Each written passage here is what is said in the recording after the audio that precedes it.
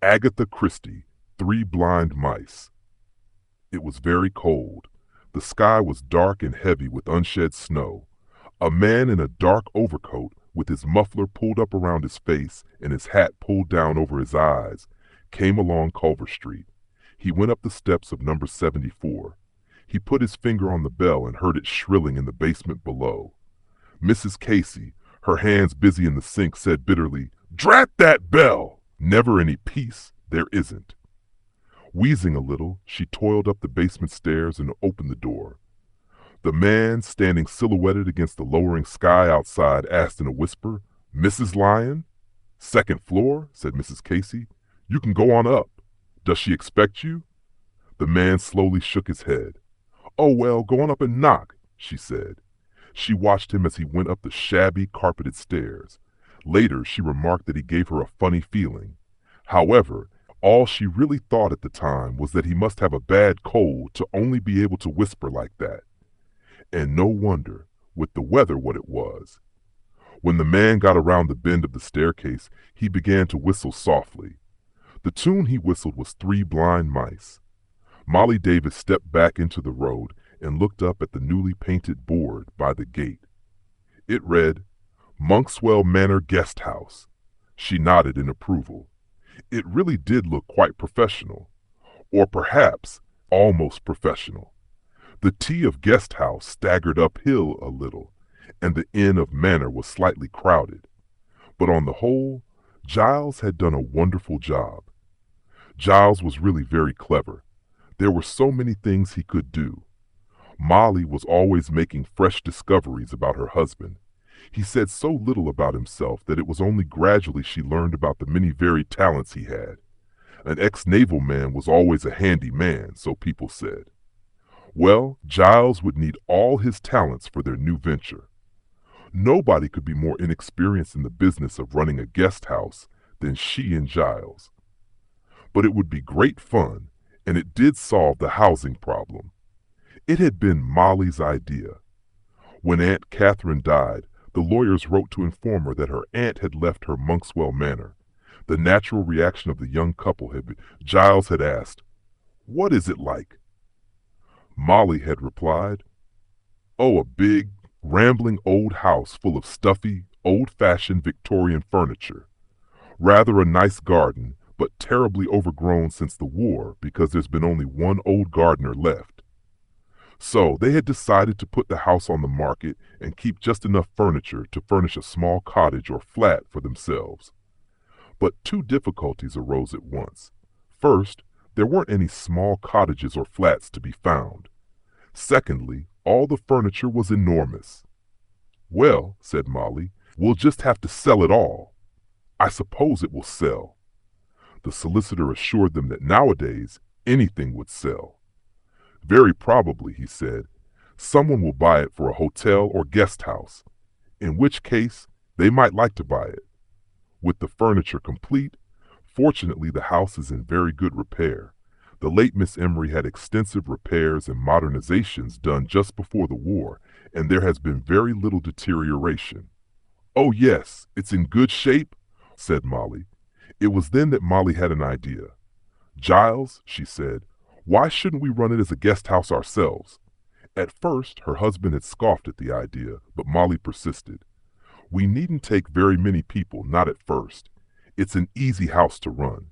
It's got hot and cold water in the bedrooms, central heating, and a gas cooker. We can have hens and ducks, our own eggs and vegetables. Who'll do all the work? Isn't it very hard to get servants?" "Oh, we'd have to do the work. But wherever we lived, we'd have to do that. A few extra people wouldn't really mean much more to do. We'd probably get a woman to come in after a bit when we got properly started. If we had only 5 people, each paying 6 guineas a week." Molly departed into the realms of somewhat optimistic mental arithmetic. "And think, Giles," she ended, "it would be our own house, with our own things. As it is, it seems to me it will be years before we can ever find anywhere to live." That, Giles admitted, was true. They had had so little time together since their hasty marriage that they were both longing to settle down in a home. So the great experiment was set underway. Advertisements were put in the local paper and in the Times, and various answers came. And now today, the first of the guests was to arrive. Giles had gone off early in the car to try and obtain some army wire netting that had been advertised as for sale on the other side of the county. Molly announced the necessity of walking to the village to make some last purchases. The only thing that was wrong was the weather. For the last 2 days it had been bitterly cold, and now the snow was beginning to fall. Molly hurried up the drive, thick feathery flakes falling on her waterproof shoulders and bright curly hair. The weather forecast had been lugubrious in the extreme. Heavy snowfall was to be expected. She hoped anxiously that all the pipes wouldn't freeze. It would be too bad if everything went wrong just as they started. She glanced at her watch. Past tea time. Would Giles have got back yet? Would he be wondering where she was? I had to go to the village again for something I had forgotten, she would say, and he would laugh and say, More tins? Tins were a joke between them. They were always on the lookout for tins of food. The larder was really quite nicely stocked now, in case of emergencies. And Molly thought with a grimace as she looked up at the sky, it looked as though emergencies were going to present themselves very soon. The house was empty.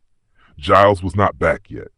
Molly went first into the kitchen, then upstairs, going around the newly prepared bedrooms, Mrs. Boyle in the south room with the mahogany and the four-poster, Major Metcalf in the blue room with the oak, Mr. Wren in the east room with the bay window. All the rooms looked very nice. What a blessing that Aunt Catherine had had such a splendid stock of linen. Molly patted a counterpane into place and went downstairs again. It was nearly dark. The house felt suddenly very quiet and empty. It was a lonely house, 2 miles from a village, 2 miles, as Molly put it, from anywhere. She had often been alone in the house before, but she had never before been so conscious of being alone in it. The snow beat in a soft flurry against the window panes. It made a whispery, uneasy sound. Supposing Giles couldn't get back. Supposing the snow was so thick that the car couldn't get through. Supposing she had to stay alone here. Stay alone for days, perhaps.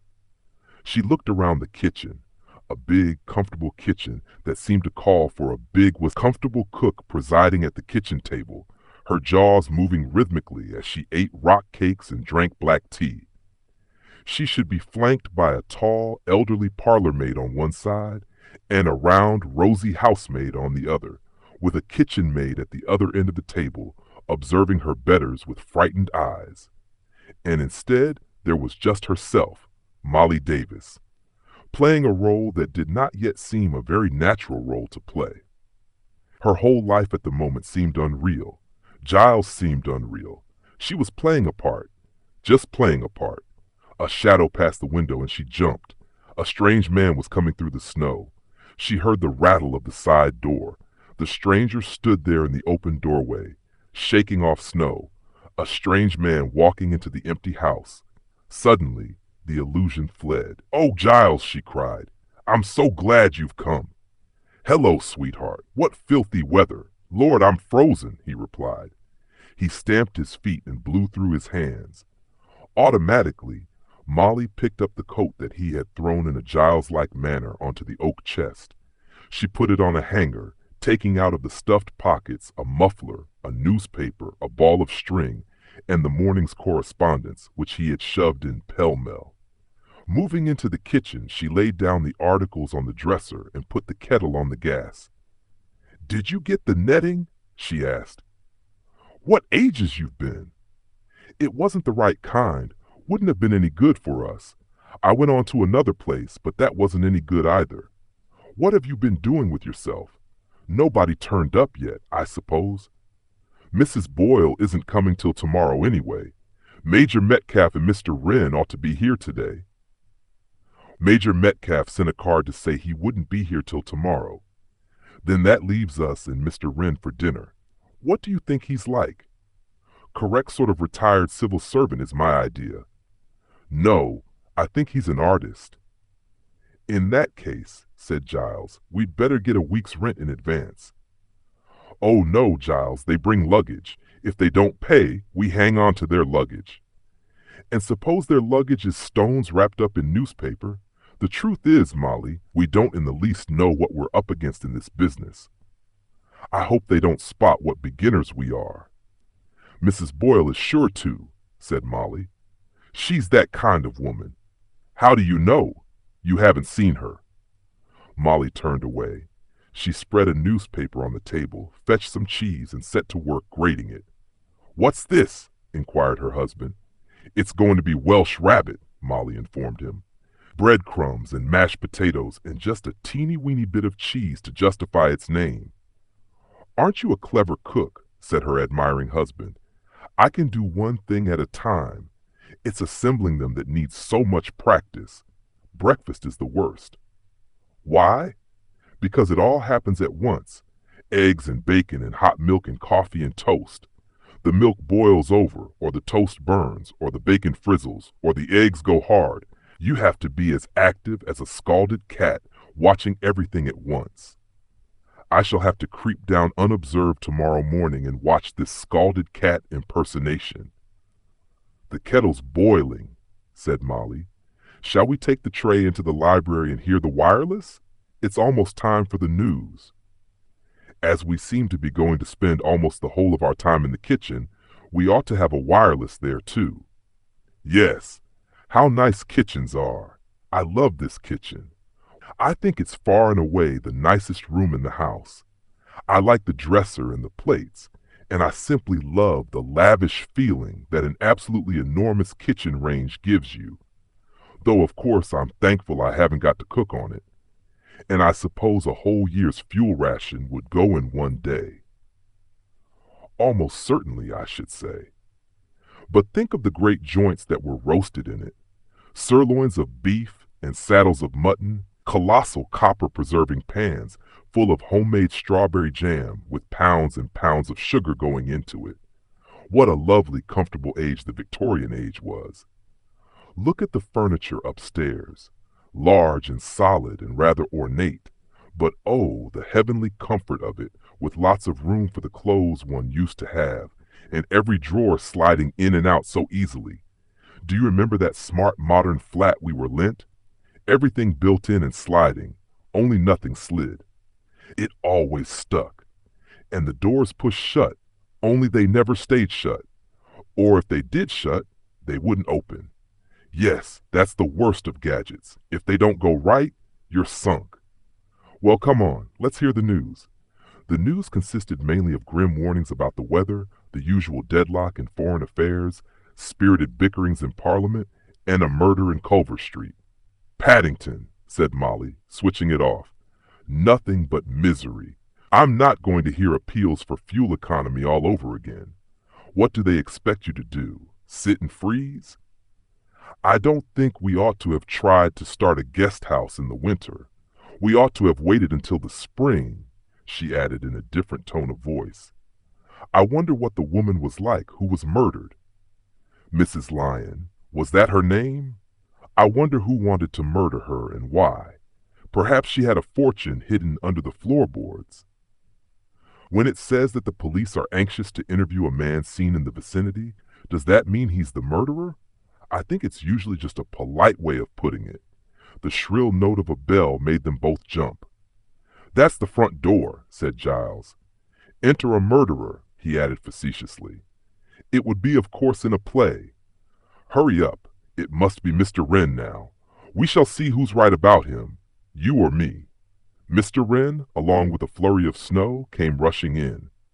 All Molly, standing in the library doorway, could see of the newcomer was his silhouette against the white world outside.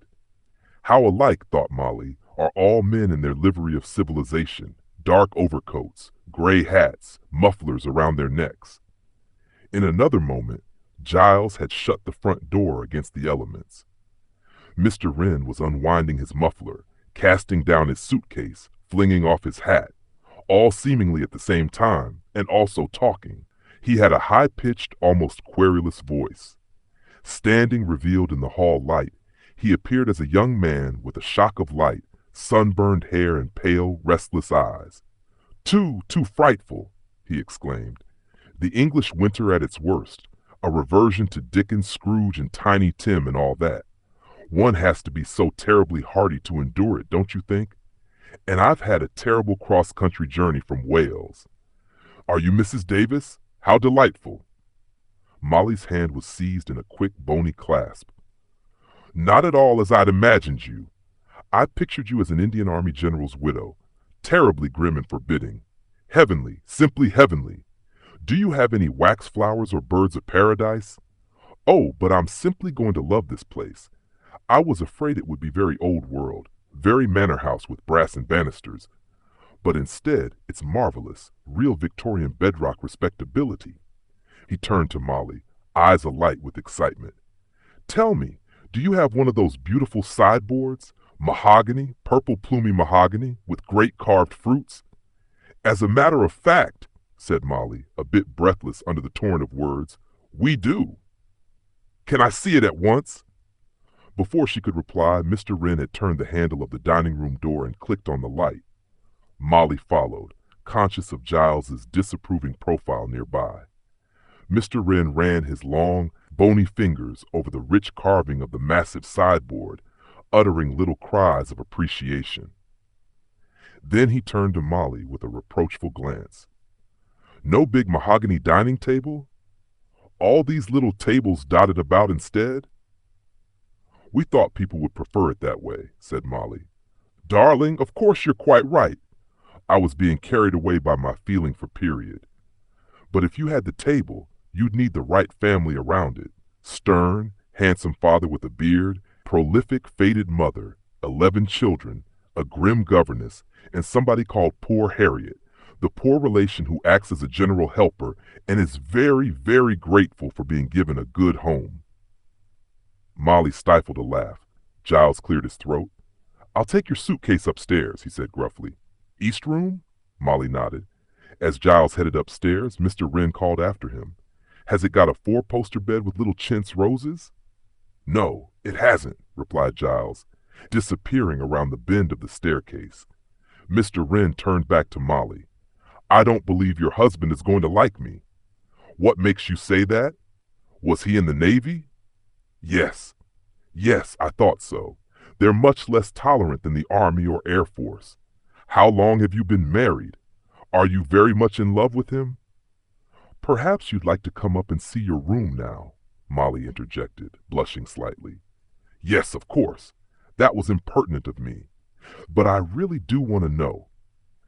It's interesting, don't you think, to know all about people, what they feel and think, not just who they are and what they do. Molly, adopting a demure tone, replied, I suppose you are Mr. Wren? Mr. Wren stopped short, clutching his hair with both hands. But how frightful! One never puts first things first. Yes, I'm Christopher Wren. Now don't laugh. My parents were a romantic couple. They hoped I'd be an architect, so they thought it a splendid idea to name me Christopher. Halfway home, as it were. And are you an architect? Asked Molly, unable to help smiling. Yes, I am, nearly. I'm not fully qualified yet. But it's really a remarkable example of wishful thinking coming true, isn't it? Molly showed Mr. Wren to his room. When she returned downstairs, Giles asked gruffly, Well, did he like the oak furniture? He was very anxious for a 4-poster bed, so I gave him the rose room instead. Giles grunted. Young twerp. Molly raised an eyebrow. Now listen here, Giles.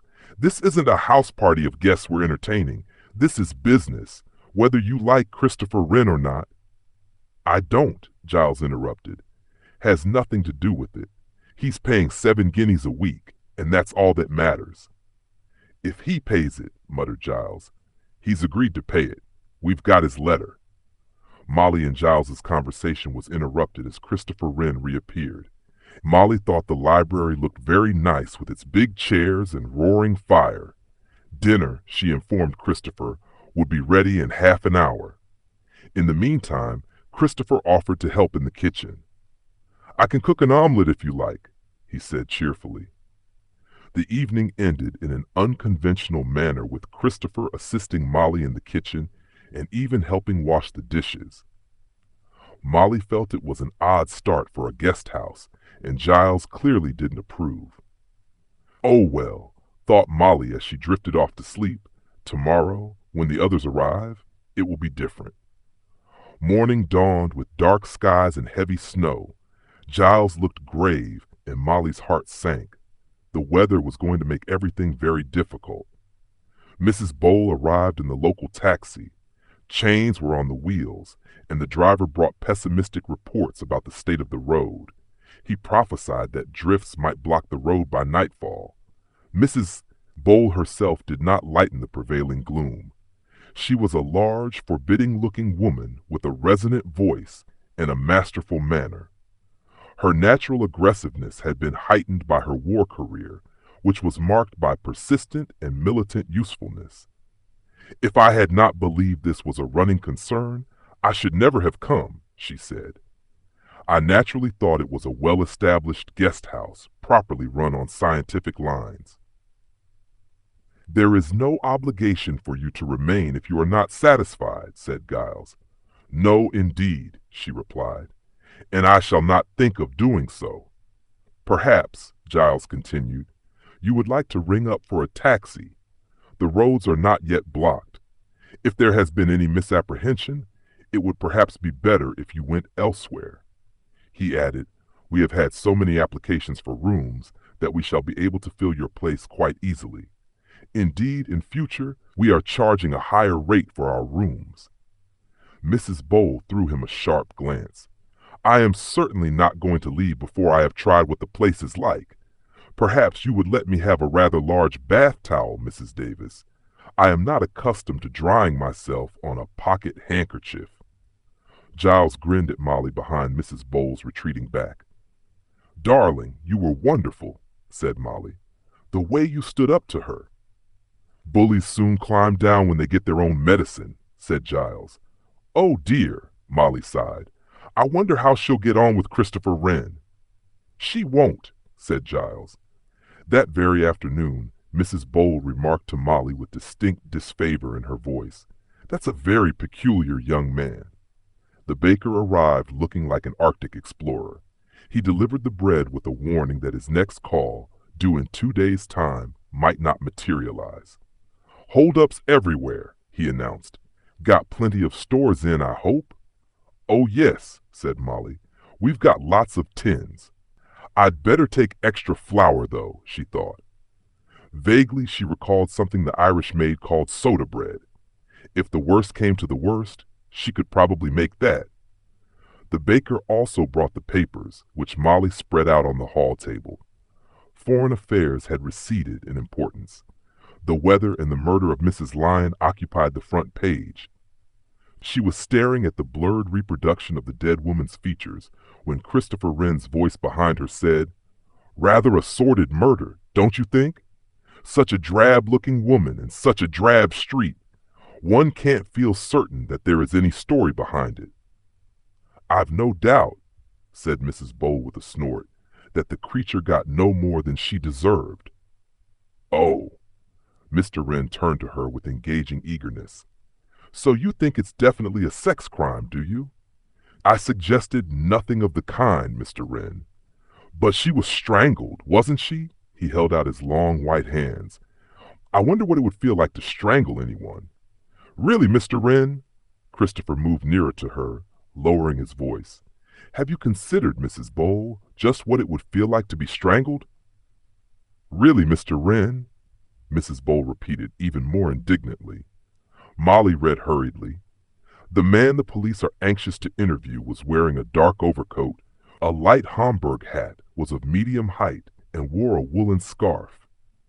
"In fact," said Christopher Wren, "he looked just like everybody else." He laughed. "Yes," said Molly, "just like everybody else." He didn't say nothing cruel, cold. Bill said to him, and he just answered, whispering like, "Yes, it is. Got a cold on his chest." I thought he was all wrapped up anyway. "Thanks, mister," I says, and gives him back his matches. He moves off quick, So quick that when I see he's dropped something, it's almost too late to call him back. It was a little notebook as he must have pulled out of his pocket when he got the matches out. "Hi, mister," I call after him. "You've dropped something." But he didn't seem to hear. He just quickens up and bolts around the corner. "Didn't he, Bill?" "That's right," agreed Bill. "Like a scurrying rabbit into the Harrow Road, that was. And it didn't seem as we'd catch up with him there, not at the rate he was going. And anyway, by then it was a bit late. It was only a little book, not a wallet or anything like that. Maybe it wasn't important." "Funny bloke," I says, "his hat pulled down over his eyes and all buttoned up like a crook in the pictures." I says to Bill, "Didn't I, Bill?" "That's what you said," agreed Bill. "Funny I should have said that, not that I thought anything at the time. Just in a hurry to get home. That's what I thought. And I didn't blame him. Not half cold it was." "Not half," agreed Bill. So I says to Bill, "Let's have a look at this little book and see if it's important." "Well, sir, I took a look. Only a couple of addresses," I says to Bill. 74 Culver Street and some blinking manor house." "Ritzy," said Bill with a snort of disapproval. Joe continued his tale with a certain gusto now that he had got wound up. 74 Culver Street," I says to Bill. "That's just round the corner from here. When we knock off, we'll take it round." And then I see something written across the top of the page. "What's this?" I says to Bill, and he takes it and reads it out. "3 blind mice? Must be off his knocker," he says. And just at that very moment, yes, it was that very moment, sir, we hear some woman yelling, "Murder," a couple of streets away. Joe paused at this artistic climax. "Didn't half yell, did she?" he resumed. "Here," I says to Bill, "you nip along." And by, he comes back and says there's a big crowd and the police are there and some woman's had her throat cut or been strangled. And that was the landlady who found her yelling for the police. "Where was it?" I says to him. "In Culver Street," he says. "What number?" I ask, and he says he didn't rightly notice. Bill coughed and shuffled his feet with the sheepish air of one who has not done himself justice. So I says, "We'll nip around and make sure. And when we find it's number 74, we talked it over." "Maybe," Bill says, "the address in the notebook's got nothing to do with it." And I says, "Maybe it has. And anyway, after we've talked it over and heard the police want to interview a man who left the house about that time, well, we come along here and ask if we can see the gentleman who's handling the case. And I'm sure I hope as we aren't wasting your time." "You acted very properly," said Parmenter approvingly.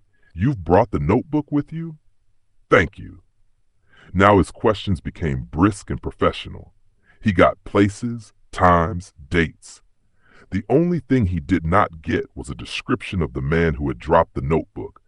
Instead, he got the same description as he had already got from a hysterical landlady. The description of a hat pulled down over the eyes, a buttoned-up coat, a muffler set around the lower part of the face, a voice that was only a whisper, gloved hands. When the men had gone, he remained staring down at the little book lying open on his table. Presently, it would go to the appropriate department to see what evidence, if any, of fingerprints it might reveal. But now his attention was held by the 2 addresses and by the line of small handwriting along the top of the page. He turned his head as Sergeant Kane came into the room. "Come here, Kane. Look at this." Kane stood behind him and let out a low whistle as he read out, "3 blind mice? Well, I'm dashed." "Yes." Parmenter opened a drawer and took out a half-sheet of notepaper, which he laid beside the notebook on his desk. It had been found pinned carefully to the murdered woman. On it was written, "This is the first." Below was a childish drawing of 3 mice in a bar of music. Kane whistled the tune softly. "3 blind mice. See how they run. That's it all right. That's the signature tune." "Crazy, isn't it, sir?" "Yes." Parmenter frowned. "The identification of the woman is quite certain." "Yes, sir. Here's the report from the fingerprints department. Mrs. Lyon, as she called herself, was really Maureen Gregg. She was released from Holloway 2 months ago on completion of her sentence. Parmenter said thoughtfully. She went to 74 Culver Street, calling herself Maureen Lyon. She occasionally drank a bit, and she had been known to bring a man home with her once or twice. She displayed no fear of anything or anyone. There's no reason to believe she thought herself in any danger. This man rings the bell, asks for her, and is told by the landlady to go up to the second floor. She can't describe him, says only that he was of medium height and seemed to have a bad cold and lost his voice. She went back again to the basement and heard nothing of a suspicious nature. She did not hear the man go out. 10 minutes or so later, she took tea to her lodger and discovered her strangled. This wasn't a casual murder, Kane. It was carefully planned. He paused and then added abruptly, I wonder how many houses there are in England called Monkswell Manor. There might be only one, sir. That would probably be too much luck, but get on with it. There's no time to lose. The sergeant's eye rested appreciatively on 2 entries in the notebook, 74 Culver Street and Monkswell Manor. He said, So you think? Parmenter said swiftly, Yes, don't you? Could be. Monkswell Manor. Now where do you know, sir? I could swear I've seen that name quite lately. Where? That's what I'm trying to remember. Wait a minute. Newspaper. Times. Back page. Wait a minute. Hotels and boarding houses. Half a sec, sir. It's an old one. I was doing the crossword. He hurried out of the room and returned in triumph. Here you are, sir. Look. The inspector followed the pointing finger. Monkswell Manor. Harpen Burks. He drew the telephone toward him. Get me the Berkshire County Police. With the arrival of Major Metcalf, Monkswell Manor settled into its routine. As a concern, Major Metcalf was neither formidable like Mrs. Boyle nor erratic like Christopher Wren. He was a stolid, middle-aged man of spruce military appearance who had done most of his service in India. He appeared satisfied with his room and its furniture, and while he and Mrs. Boyle did not actually find mutual friends, he had known cousins of friends of hers, the Yorkshire branch, out in Poona. His luggage, however, 2 heavy pigskin cases, satisfied even Giles's suspicious nature. Truth to tell, Molly and Giles did not have much time for speculating about their guests. Between them, dinner was cooked, served, eaten, and washed up satisfactorily. Major Metcalf praised the coffee, and Giles and Molly retired to bed, tired but triumphant, to be roused about 2 in the morning by the persistent ringing of a bell. Said Giles, It's the front door. What on earth? Hurry up, said Molly. Go and see. Casting a reproachful glance at her, Giles wrapped his dressing gown around him and descended the stairs. Molly heard the bolts being drawn back and a murmur of voices in the hall. Presently, driven by curiosity, she crept out of bed and went to peep from the top of the stairs. In the hall below, Giles was assisting a bearded stranger out of a snow-covered overcoat. Fragments of conversation floated up to her. It was an explosive, foreign sound. My fingers are so cold I cannot feel them, and my feet. A stamping sound was heard. Come in here. Giles threw open the library door. It's warm. You'd better wait here while I get a room ready. I am indeed fortunate, said the stranger politely. Molly peered inquisitively through the banisters. She saw an elderly man with a small black beard and Mephistophelian eyebrows, a man who moved with a young and jaunty step in spite of the gray at his temples. Giles shut the library door on him and came quickly up the stairs. Molly rose from her crouching position. Who is it? She demanded. Giles grinned. Another guest for the guest house. Car overturned in a snowdrift. He got himself out and was making his way as best he could. It's a howling blizzard still. Listen to it. Along the road, when he saw our board, he said it was like an answer to prayer. You think he's all right, darling? This isn't the sort of night for a housebreaker to be doing his rounds. He's a foreigner, isn't he? Yes. His name's Paravicini. I saw his wallet. One rather thinks he showed it on purpose. simply crammed with notes. Which room shall we give him? The green room. It's all tidy and ready. We'll just have to make up the bed. I suppose I'll have to lend him pajamas. All his things are in the car. He said he had to climb out through the window. Molly fetched sheets, pillowcases, and towels. As they hurriedly made the bed up, Giles said, "It's coming down thick. We're going to be snowed up, Molly. Completely cut off. Rather exciting in a way, isn't it?" "I don't know," said Molly doubtfully. "Do you think I can make soda bread, Giles?" "Of course you can. You can make anything," said her loyal husband. "I've never tried to make bread. It's the sort of thing one takes for granted. It may be new or it may be stale, but it's just something the baker brings. But if we're snowed up, there won't be a baker, nor a butcher, nor a postman. No newspapers, and probably no telephone, just the wireless telling us what to do. At any rate, we make our own electric light. You must run the engine again tomorrow, and we must keep the central heating well stoked. I suppose our next lot of coke won't come in now. We're very low." "Oh, bother, Giles. I feel we are in for a simply frightful time." "Hurry up and get Para, whatever his name is. I'll go back to bed." Morning brought confirmation of Giles's forebodings. Snow was piled 5 feet high, drifting up against the doors and windows. Outside it was still snowing. The world was white, silent, and in some subtle way, menacing. Mrs. Bowles sat at breakfast. There was no one else in the dining room. At the adjoining table, Major Metcalf's place had been cleared away. Mr. Wren's table was still laid for breakfast, one early riser presumably and one late one. Mrs. Bowles herself knew definitely that there was only one proper time for breakfast: 9 o'clock. Mrs. Bowles had finished her excellent omelet and was champing toast between her strong white teeth. She was in a grudging and undecided mood. Monkswell Manor was not at all what she had imagined it would be.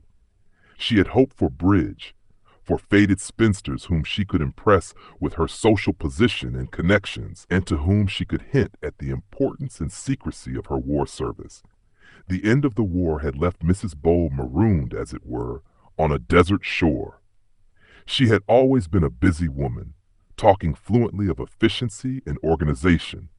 Her vigor and drive had prevented people from asking whether she was indeed a good or efficient organizer. War activities had suited her down to the ground. She had bossed people, bullied people, and worried heads of departments, and, to give her her due, had at no time spared herself. Subservient women had run to and fro, terrified of her slightest frown. And now all that exciting, hustling life was over. She was back in private life, and her former private life had vanished.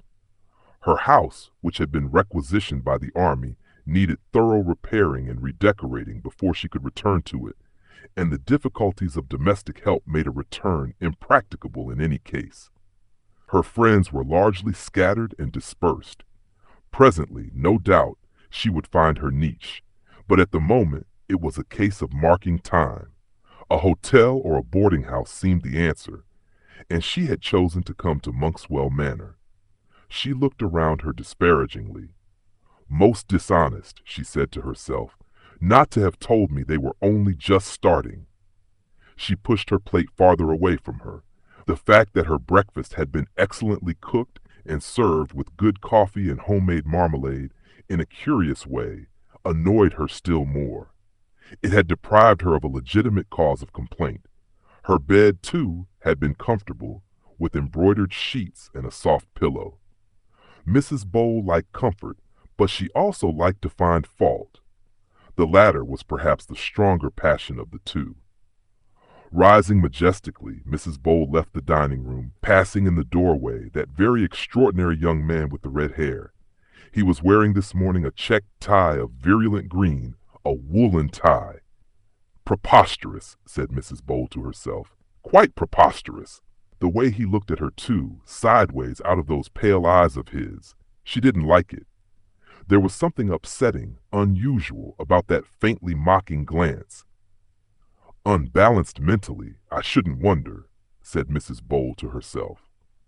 She acknowledged his flamboyant bow with a slight inclination of her head and marched into the big drawing room. Comfortable chairs here, particularly the large rose-colored one. She had better make it clear that that was to be her chair. She deposited her knitting on it as a precaution and walked over and laid a hand on the radiators. As she had suspected, they were only warm, not hot. Mrs. Bowes' eye gleamed. Militant, she could have something to say about that. She glanced out of the window. Dreadful weather, quite dreadful. Well, she wouldn't stay here long, not unless more people came and made the place amusing. Some snow slid off the roof with a soft whooshing sound. Mrs. Bowles jumped. "No," she said out loud, "I shan't stay here long." Somebody laughed, a faint, high chuckle. She turned her head sharply.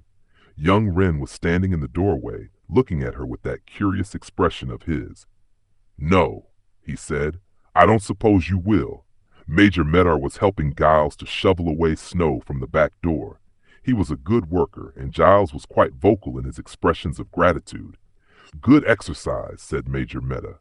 "Must get exercise every day. Got to keep fit, you know." So the Major was an exercise fiend. Giles had feared as much. It went with his demand for breakfast at 7:30. As though reading Giles's thoughts, the Major said, "Very good of your missus to cook me an early breakfast. Nice to get a new-laid egg, too." Giles had risen himself before 7, owing to the exigencies of hotel keeping. He and Molly had had boiled eggs and tea and had set to on the sitting rooms. Everything was spick and span. Giles could not help thinking that if he had been a guest in his own establishment, nothing would have dragged him out of bed on a morning such as this until the last possible moment. The Major, however, had been up and breakfasted and roamed about the house, apparently full of energy, seeking an outlet. "Well," thought Giles, "there's plenty of snow to shovel." He threw a sideways glance at his companion. Not an easy man to place, really. Hard-bitten, well over middle age, something queerly watchful about the eyes. A man who was giving nothing away. Giles wondered why he had come to Monkswell Manor. Demobilized, probably, and no job to go to. Mr. Paravicini came down late. He had coffee and a piece of toast, a frugal continental breakfast. He somewhat disconcerted Molly when she brought it to him by rising to his feet, bowing in an exaggerated manner, and exclaiming, "My charming hostess, I am right, am I not?" Molly admitted, rather shortly, that he was right. She was in no mood for compliments at this hour. "And why?" she said, as she piled crockery recklessly in the sink. "Does everybody have to have their breakfast at a different time? It's a bit hard." She slung the plates into the rack and hurried upstairs to deal with the beds. She could expect no assistance from Giles this morning. He had to clear away to the boiler house and the hen house. Molly did the beds at top speed, and admittedly in the most slovenly manner, smoothing sheets and pulling them up as fast as she could. She was at work on the baths when the telephone rang. Molly first cursed at being interrupted, then felt a slight feeling of relief that the telephone, at least, was still in action. As she ran down to answer it, she arrived in the library a little breathless and lifted the receiver. "Yes?" A hearty voice with a slight but pleasant country burr asked, "Is that Monkswell Manor?" "Monkswell Manor Guest House. Can I speak to Commander David, please?" "I'm afraid he can't come to the telephone just now," said Molly. "This is Mrs. Davis. Who is speaking?" "Superintendent Hogan, Berkshire Police." Molly gave a slight gasp. She said, "Oh, yes, Mrs. Davis. Rather an urgent matter has arisen. I don't wish to say very much over the telephone, but I have sent Detective Sergeant Trotter out to you, and he should be there any minute now. But he won't get here. We're snowed up, completely snowed up. The roads are impassable." There was no break in the confidence of the voice at the other end. "Trotter will get to you all right," it said. "And please impress upon your husband, Mrs. Davis, to listen very carefully to what Trotter has to tell you and to follow his instructions implicitly. That's all." "But Superintendent Hogan—" "What?" But there was a decisive click.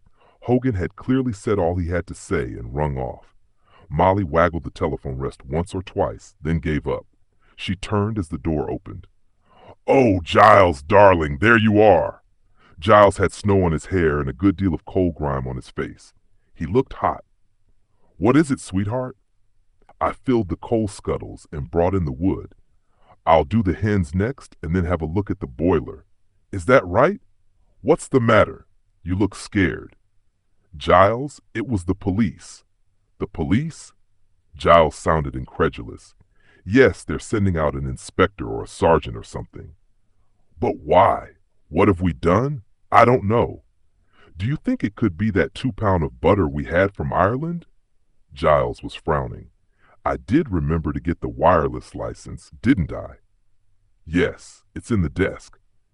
"Giles, old Mrs. Bedlock gave me 5 of her coupons for that old tweed coat of mine. I suppose that's wrong, but I think it's perfectly fair. I'm a coatless, so why shouldn't I have the coupons? Oh dear, what else is there we've done? I had a near shave with the car the other day, but it was definitely the other fellow's fault.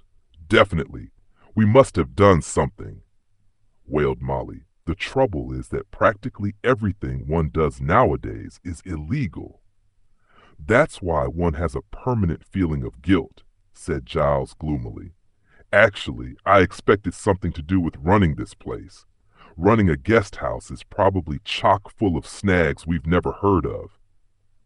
I thought drink was the only thing that mattered.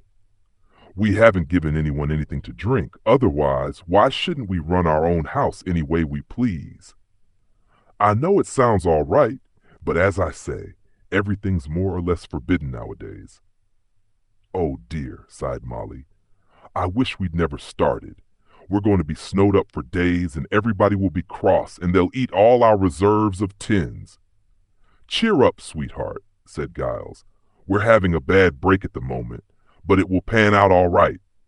He kissed the top of her head, rather absent-mindedly, and releasing her, said in a different voice, "You know, Molly, come to think of it, it must be something pretty serious to send a police sergeant trekking out here in all this." He waved a hand toward the snow outside. "It must be something really urgent." As they stared at each other, the door opened and Mrs. Bowl came in. "Ah, here you are, Mr. Davis," said Mrs. Bowl. "Do you know the central heating in the drawing room is practically stone cold?" "I'm sorry, Mrs. Bowl, we're rather off coke." And Mrs. Bowl cut in ruthlessly. "I am paying 7 guineas a week here, 7 guineas, and I do not expect to freeze." Giles flushed. He said shortly, "I'll go and stoke it up." He went out of the room, and Mrs. Bowl turned to Molly.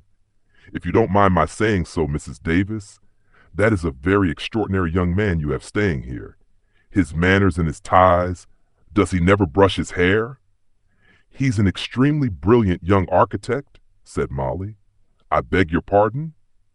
"Christopher Wren is an architect, and my dear young woman," snapped Mrs. Bowl, "I have naturally heard of Sir Christopher Wren. Of course he was an architect. He built St. Paul's. You young people seem to think that education came in with the Education Act." "I meant this Wren. His name is Christopher. His parents called him that because they hoped he'd be an architect, and he is, or nearly one. So it turned out all right." "Humph," Mrs. Bowl snorted. "It sounds a very fishy story to me. I should make some inquiries about him if I were you." "What do you know about him?" "Just as much as I know about you," said Molly. "Mrs. Bowl, which is that both you and he are paying us 7 guineas a week. That's really all that I need to know, isn't it? And all that concerns me. It doesn't matter to me whether I like my guests or whether Molly looked very steadily at Mrs. Bowl, or whether I don't." Mrs. Bowl flushed angrily.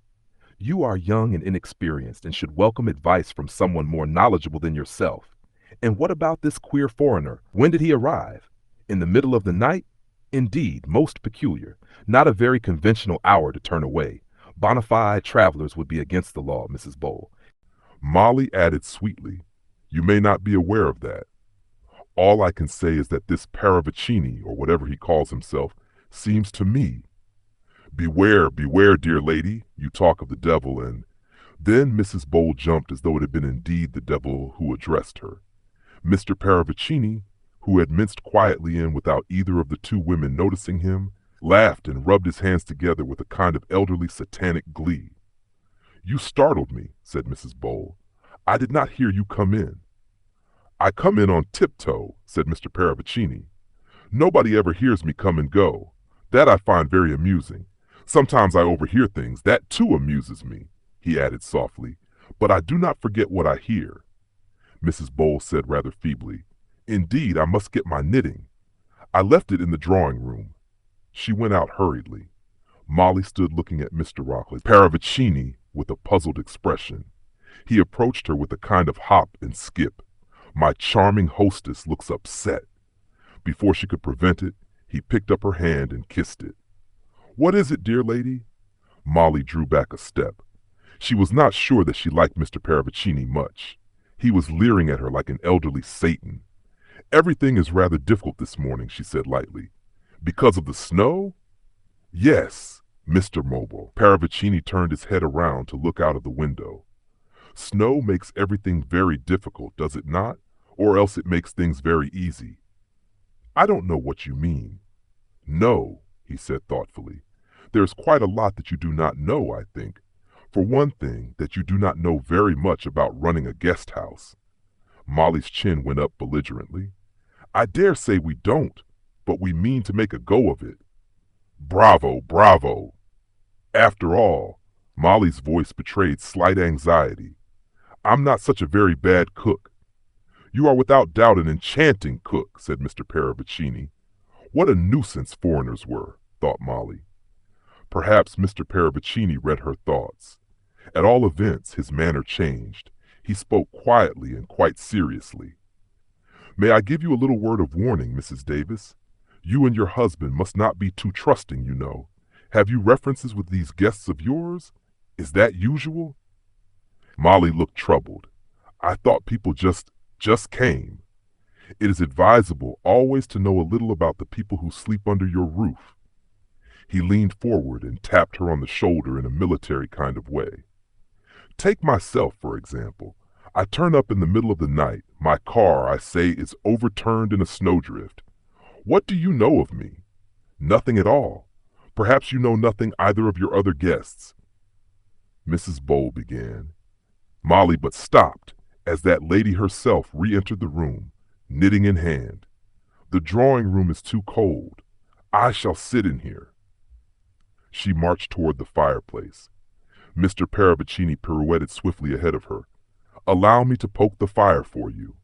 Molly was struck, as she had been the night before, by the youthful jauntiness of his step. She noticed that he always seemed careful to keep his back to the light, and now, as he knelt poking the fire, she thought she saw the reason for it. Mr. Paravicini's face was cleverly but decidedly made up. So the old idiot tried to make himself look younger than he was, did he? Well, he didn't succeed. He looked all his age and more. Only the youthful walk was incongruous. Perhaps that too had been carefully counterfeited.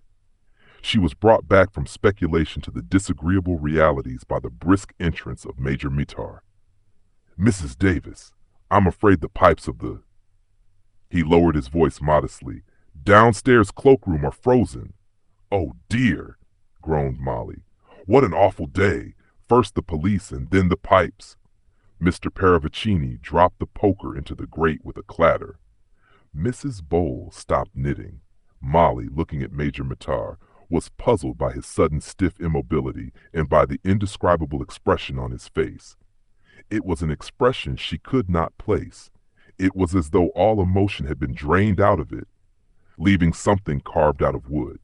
Behind, he said in a short, staccato voice, "Police, did you say?" She was conscious that behind the stiff immobility of his demeanor, some violent emotion was at work. It might have been fear, or alertness, or excitement, but there was something. This man, she said to herself, could be dangerous. He said again, and this time his voice was just mildly curious, "What's that about the police?" "They rang up," said Molly just now, "to say they're sending a sergeant out here." She looked toward the window. "But I shouldn't think he'll ever get here," she said hopefully. Why are they sending the police here? He took a step nearer to her, but before she could reply, the door opened and Giles came in. This ruddy coke's more than half stones, he said angrily. Then he added sharply, Is anything the matter? Major Medhar turned to him. I hear the police are coming out here, he said. Why? Oh, that's all right, said Giles. No one can ever get through in this. Why, the drifts are 5 feet deep. The roads are all banked up. Nobody will get here today. And at that moment, there came distinctly 3 loud taps on the window. It startled them all. For a moment or two, they did not locate the sound. It came with the emphasis and menace of a ghostly warning, and then with a cry, Molly pointed to the French window. A man was standing there, tapping on the pane, and the mystery of his arrival was explained by the fact that he wore skis. With an exclamation, Giles crossed the room, fumbled with the catch, and threw open the French window. Thank you, sir, said the new arrival. He had a slightly common, cheerful voice and a well-bronzed face. Detective Sergeant Trotter, he announced himself. Mrs. Bowl peered at him over her knitting with disfavor. You can't be a sergeant, she said disapprovingly. You're too young. The young man, who was indeed very young, looked affronted at this criticism and said in a slightly annoyed tone, I'm not quite as young as I look, madam. His eye roved over the group and picked out Giles. Are you Mr. Davis? Can I get these skis off and stow them somewhere? Of course, come with me, Mrs. Bowles said acidly as the door to the hall closed behind them. I suppose that's what we pay our police force for nowadays, to go around enjoying themselves at winter sports. Paravicini had come close to Molly. There was quite a hiss in his voice as he said in a quick, low voice, Why did you send for the police, Mrs. Davis? She recoiled a little before the steady malignity of his glance. This was a new Mr. Paravicini. For a moment she felt afraid. She said helplessly, But I didn't. I did. And then Christopher Wren came excitedly through the door, saying in a high, penetrating whisper, Who's that man in the hall? Where did he come from, so terribly hardy and all over snow? Mrs. Bowles' voice boomed out over the click of her knitting needles. You may believe it or not, but that man is a policeman. A policeman skiing. The final disruption of the lower classes had come, so her manner seemed to say. Major Medhar murmured to Molly, Excuse me. Mrs. Davis, but may I use your telephone? Of course, Major. Meta, he went over to the instrument just as Christopher Wren said, Sure, he's very handsome, don't you think so? I always think policemen are terribly attractive. Hello, hello. Major Meta was rattling the telephone irritably.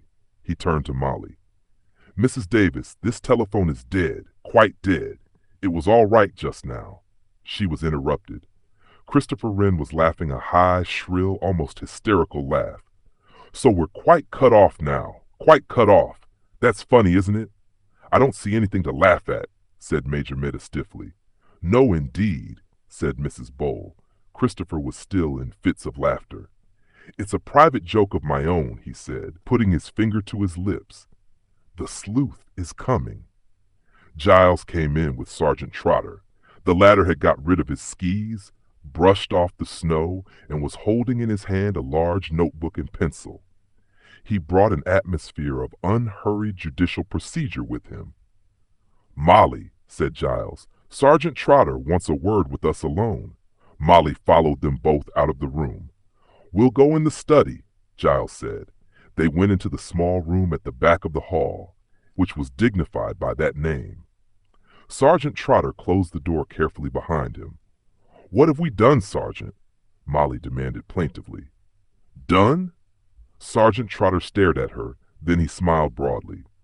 Oh, he said, it's nothing of that kind, madam. I'm sorry if there's been a misapprehension of any kind.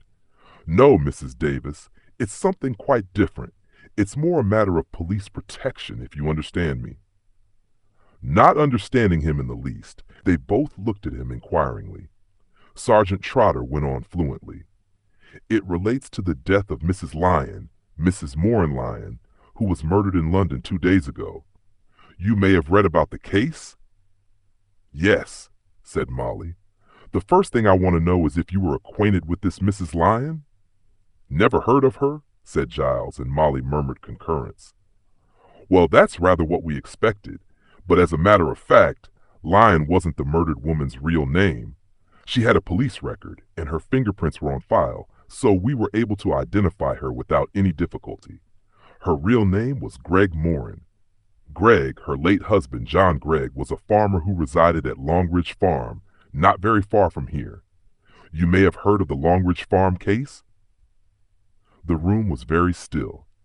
Only one sound broke the stillness, a soft, unexpected plop as snow slithered off the roof and fell to the ground outside.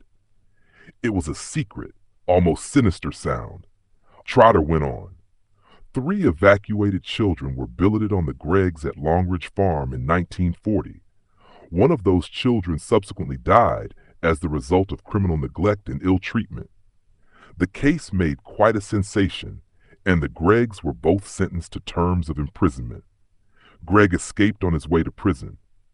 He stole a car and had a crash while trying to evade the police. He was killed outright. Mrs. Greg served her sentence and was released 2 months ago. And now she's been murdered, said Giles. Who do they think did it? But Sergeant Trotter was not to be hurried. You remember the case, sir? He asked. Giles shook his head. In 1940, I was a midshipman serving in the Mediterranean. I do remember hearing about it, I think, said Molly, rather breathlessly. But why do you come to us? What have we to do with it? It's a question of your being in danger, Mrs. Davis. Danger? Giles spoke incredulously. It's like this, sir. A notebook was picked up near the scene of the crime. In it were written 2 addresses. The first was 74 Culver Street, where the woman was murdered. Molly put in, Yes, Mrs. Davis. The other address was Monkswell Manor. What?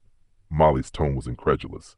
But how extraordinary! Yes, that's why Superintendent Hogman thought it imperative to find out if you knew of any connection between you or between this house and the Longridge Farm case.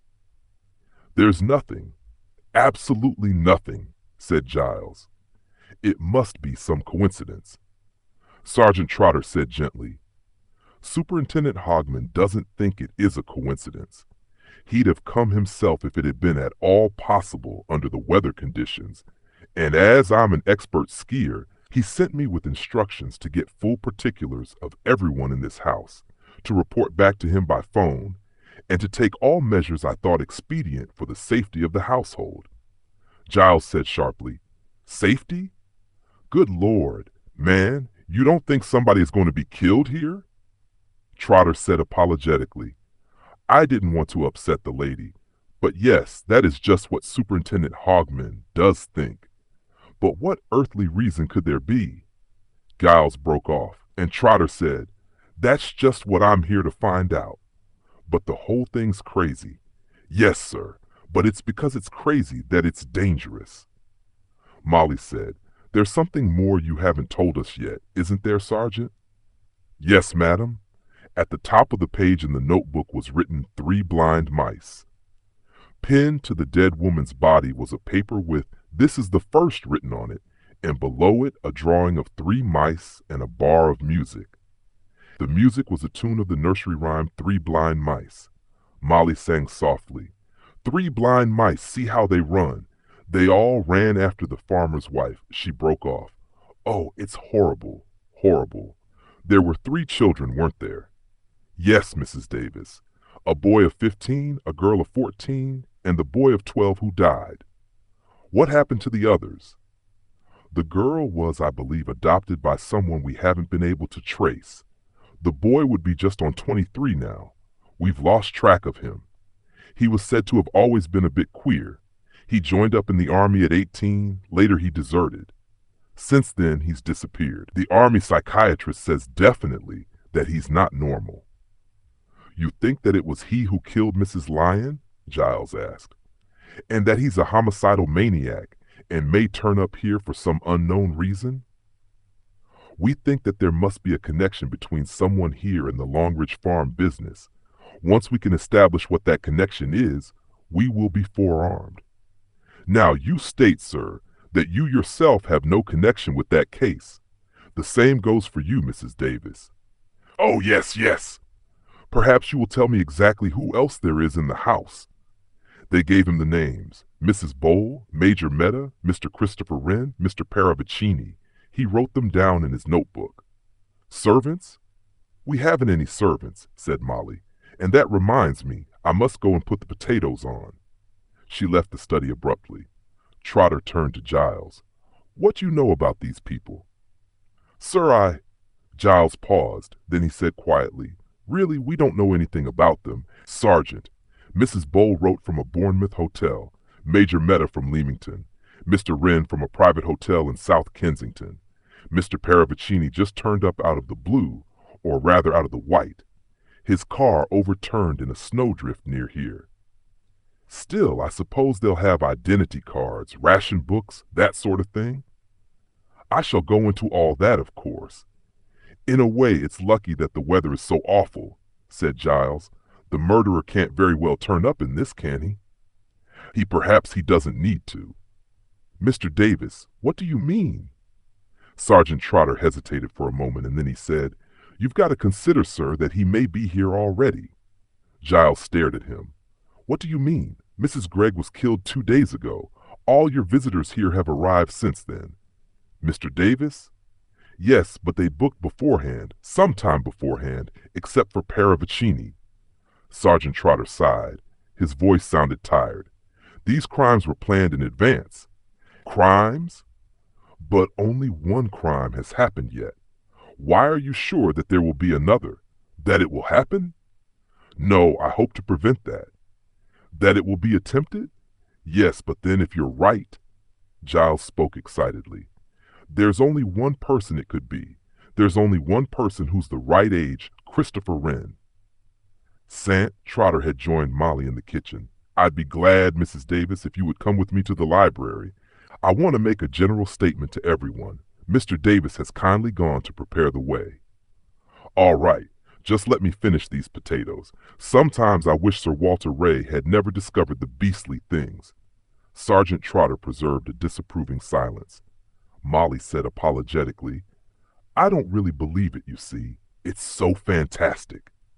It isn't fantastic, Mrs. Davis. It's just plain facts. You have a description of the man? Molly asked curiously. Medium height, slight build, wore a dark overcoat and a light hat, spoke in a whisper. His face was hidden by a muffler. You see, that might be anybody. He paused and added, There are 3 dark overcoats and light hats hanging up in your hall here, Mrs. Davis. I don't think any of these people came from London, didn't they? Mrs. Davis, with a swift movement, Sergeant Trotter moved to the dresser and picked up a newspaper. The Evening Standard of February 19th, 2 days ago. Someone brought that paper here, Mrs. Davis. But how extraordinary! Molly stared. Some faint chord of memory stirred. Where can that paper have come from? You mustn't take people always at their face value, Mrs. Davis. You don't really know anything about these people you have admitted to your house, he added.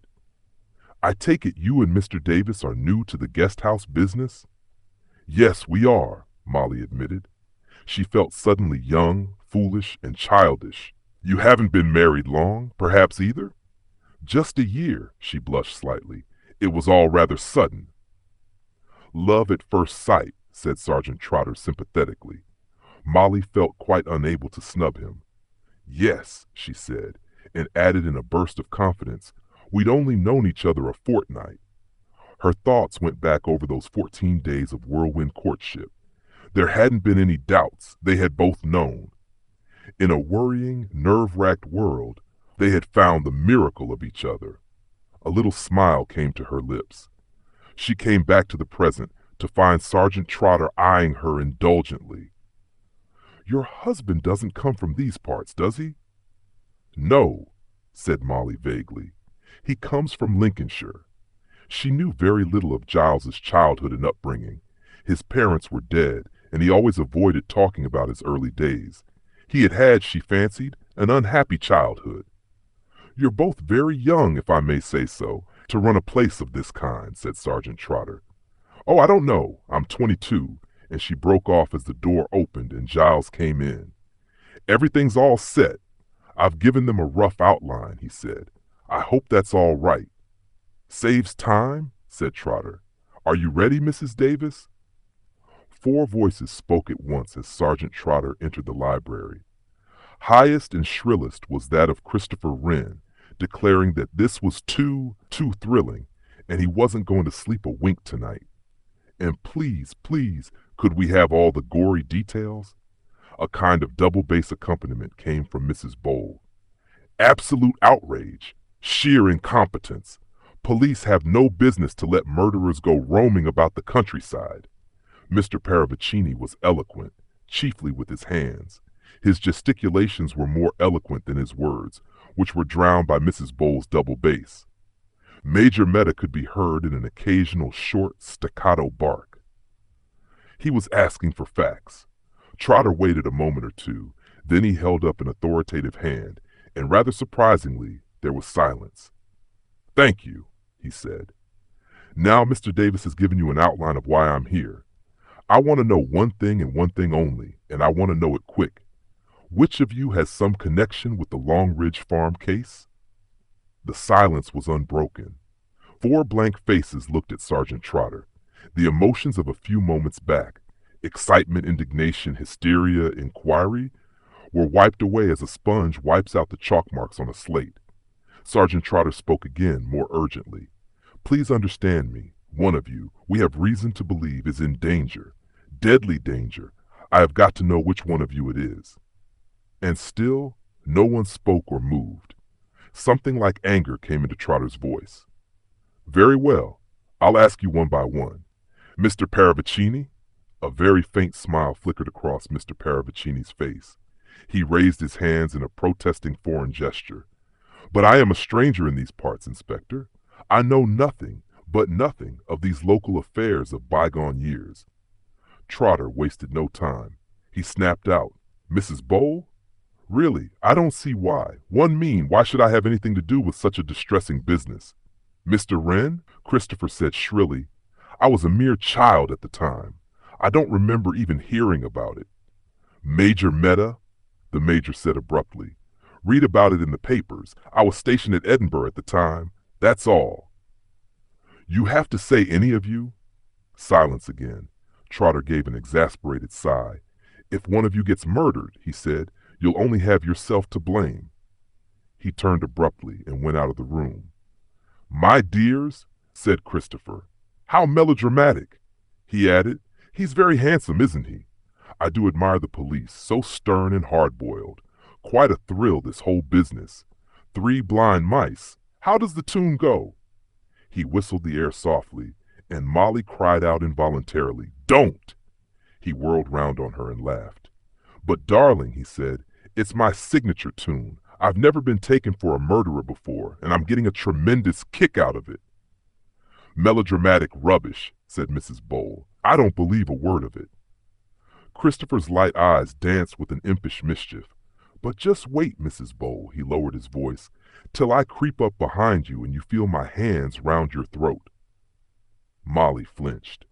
Giles said angrily, You're upsetting my wife, Wren. It's a damn poor joke. Anyway, it's no joking matter, said Meta. Oh, but it is, said Christopher. That's just what it is, a madman's joke. That's what makes it so deliciously mad. He looked round at them and laughed again. If you could just see your face, he said. Then he went swiftly out of the room. Mrs. Bowl recovered first. A singularly ill-mannered and neurotic young man, she said. Probably a conscientious objector. He tells me he was buried during an air raid for 48 hours before being dug out, said Major Meta. That accounts for a good deal, I dare say. People have so many excuses for giving way to nerves, said Mrs. Bowl acidly. I'm sure I went through as much as anybody in the war, and my nerves are all right. Perhaps that's just as well for you, Mrs. Bowl said. What do you mean? Major Meta said quietly. I think you were actually the Bing officer for this. District in 1940, Mrs. Bowl looked at Molly, who gave a grave nod. That is so, isn't it? An angry flush appeared on Mrs. Bullock's face. What of it? She demanded. Meta said gravely, you were responsible for sending 3 children to Longridge Farm. Really, Major Mittar, I don't see how I can be held responsible for what happened. The farm people seemed very nice and were most anxious to have the children. I don't see that I was to blame in any way or that I can be held responsible. Her voice trailed off. Giles said sharply, why didn't you tell Sergeant Trotter this? No business of the police, snapped Mrs. Bowl. I can look after myself. Major Mittar said quietly, you'd better watch out then. He too left the room. Molly murmured, of course you were the Bing officer. I remember, Molly. Did you know? Giles stared at her. You had the big house on the common, didn't you?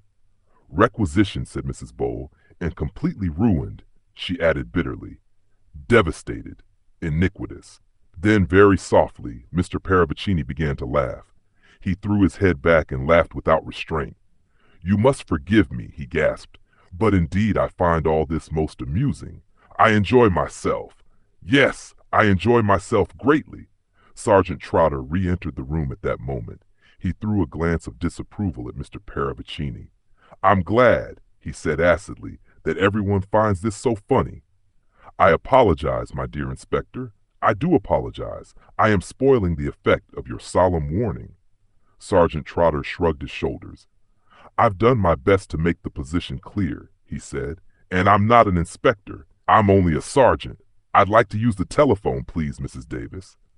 I abase myself, said Mr. Parabicini. I creep. Far from creeping, he left the room with that jaunty and youthful step that Molly had noticed before. He's an odd fish, said Giles. Criminal type, said Trotter. Wouldn't trust him a yard. Oh, said Molly, you think he... But he's far too old. Or is he old at all?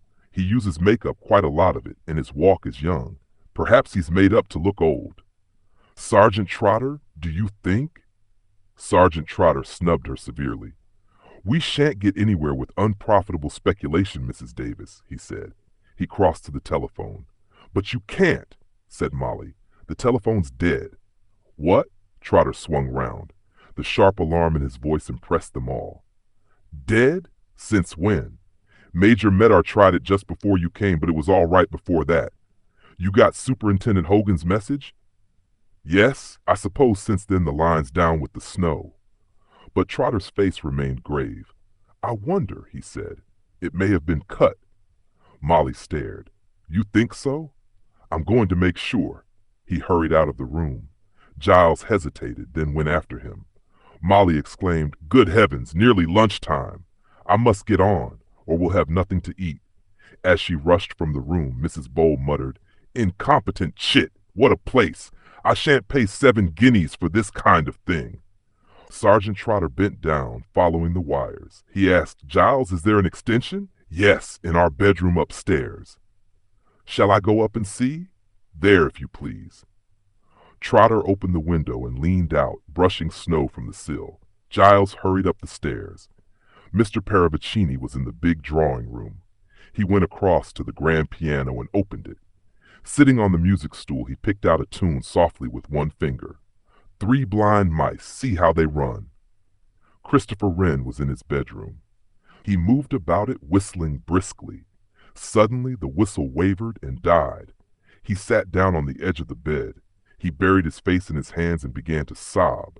He murmured, childishly, I can't go on. Then his mood changed. He stood up, squared his shoulders. I've got to go on, he said. I've got to go through with it. Giles stood by the telephone in his and Molly's room. He bent down toward the skirting. One of Molly's gloves lay there. He picked it up. A pink bus ticket dropped out of it. Giles stood looking down at it as it fluttered to the ground. Watching it, his face changed. It might have been a different man who walked slowly, as though in a dream, to the door. He opened it and stood a moment, peering along the corridor toward the head of the stairs. Molly finished the potatoes, threw them into the pot, and set the pot on the fire. She glanced into the oven. Everything was all set, going according to plan. On the kitchen table was the 2-day-old copy of the Evening Standard. She frowned as she looked at it. If I could only just remember. Suddenly, she put her hands to her eyes. "Oh no," said Molly. "Oh no." Slowly, she took her hands away. She looked around the kitchen like someone looking at a strange place, so warm and comfortable and spacious, with its faint savory smell of cooking. "Oh no," she said again under her breath. She moved slowly, like a sleepwalker, toward the door into the hall. She opened it. The house was silent except for someone whistling that tune. Molly shivered and retreated. She waited a minute or two, glancing once more around the familiar kitchen. Yes, everything was in order and progressing. She went once more toward the kitchen door. Major Matar came quietly down the back stairs. He waited a moment or two in the hall, then he opened the big cupboard under the stairs and peered in. Everything seemed quiet. Nobody about. As good a time as any to do what he had set out to do. Mrs. Bowl, in the library, turned the knobs of the radio with some irritation. Her first attempt had brought her into the middle of a talk on the origin and significance of nursery rhymes, the last thing she wanted to hear. Twirling impatiently, she was informed by a cultured voice. The psychology of fear must be thoroughly understood. Say you are alone in a room. A door opens softly behind you. A door did open. Mrs. Bowl, with a violent start, turned sharply. "Oh, it's you," she said with relief. "Idiotic programs they have on this thing. I can't find anything worth listening to." "I shouldn't bother to listen," Mrs. Bowl snorted. "What else is there for me to do?" she demanded. "Shut up in a house with a possible murderer. Not that I believe that melodramatic story for a moment." "Don't you, Mrs. Bowl?" "What do you mean?" The belt of the raincoat was slipped around her neck so quickly that she hardly realized its significance. The knob of the radio amplifier was turned higher, and the lecturer on the psychology of fear shouted his learned remarks into the room, drowning out the incidental noises attendant on Mrs. Bowl's demise. But there wasn't much noise. The killer was too expert for that. They were all huddled in the kitchen. On the gas cooker, the potatoes bubbled merrily. The savory smell from the oven of steak and kidney pie was stronger than ever. 4 shaken people stared at each other. The 5th, Molly, white and shivering, sipped at the glass of whiskey that the 6th, Sergeant Trotter, had forced her to drink. Sergeant Trotter himself, his face set and angry, looked round at the assembled people. Just 5 minutes had elapsed since Molly's terrified screams had brought him and the others racing to the library. "She'd only just been killed when you got to her, Mrs. Davis," he said. "Are you sure you didn't see or hear anybody as you came across the hall?" "Whistling," said Molly faintly. "But that was earlier. I think I'm not sure. One thing, I heard a door shut softly somewhere just as I went into the library." "Which door?" "I don't know. Think, Mrs. Davis. Try and think. Upstairs? Downstairs? Right? Left?" "I don't know. I tell you," cried Molly. "I'm not even sure I heard anything." "Can't you stop bullying her?" said Giles angrily. "Can't you see she's all in?" "I'm investigating a murder, Mr. Davis," Sergeant Trotter said. "One, beg your pardon, Commander Davis. I don't use my war rank, Sergeant. Quite so, sir." Trotter paused as though he had made some subtle point. "As I say, I'm investigating a murder. Up to now, nobody has taken these things seriously. Mrs. Bowl didn't. She held out on me with information. You all held out on me. Well, Mrs. Bowl is dead. Unless we get to the bottom of this, and quickly, mind, there may be another death." "Another? Nonsense." "Why?" said Sergeant Trotter gravely. "Because there were 3 little blind mice." Giles said incredulously, "A death for each of them." "But there would have to be a connection," said Sergeant Trotter.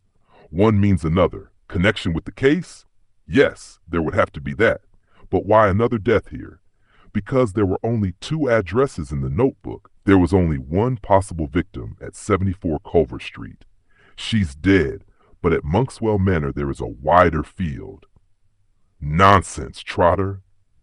"It would be a most unlikely coincidence that there should be 2 people brought here by chance, both of them with a share in the Longridge Farm case. Given certain circumstances, it wouldn't be so much of a coincidence. Think it out, Mr. Davis. He turned toward the others. I've had your accounts of where you all were when Mrs. Bowl was killed. I'll check them over. You were in your room, Mr. Wren, when you heard Mrs. Davis scream? Yes, Sergeant. Mr. Davis, you were upstairs in your bedroom examining the telephone extension there? Yes, said Giles. Mr. Parabicini was in the drawing room playing tunes on the piano. Nobody heard you, by the way, Mr. Parabicini. I was playing very, very softly, Sergeant, just with one finger. What tune was it? Three Blind Mice, Sergeant Trotter smiled. The same tune that Mr. Wren was whistling upstairs, the tune that's running through everybody's head. It's a horrid tune, said Molly. How about the telephone wire? Asked Meta. Was it deliberately cut? Yes, Major Meta. A section had been cut out just outside the dining room window. One had just completed the break when Mrs. Davis screamed. But it's crazy. How can he hope to get away with it?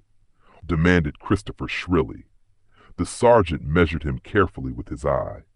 Perhaps he doesn't care very much about that, he said.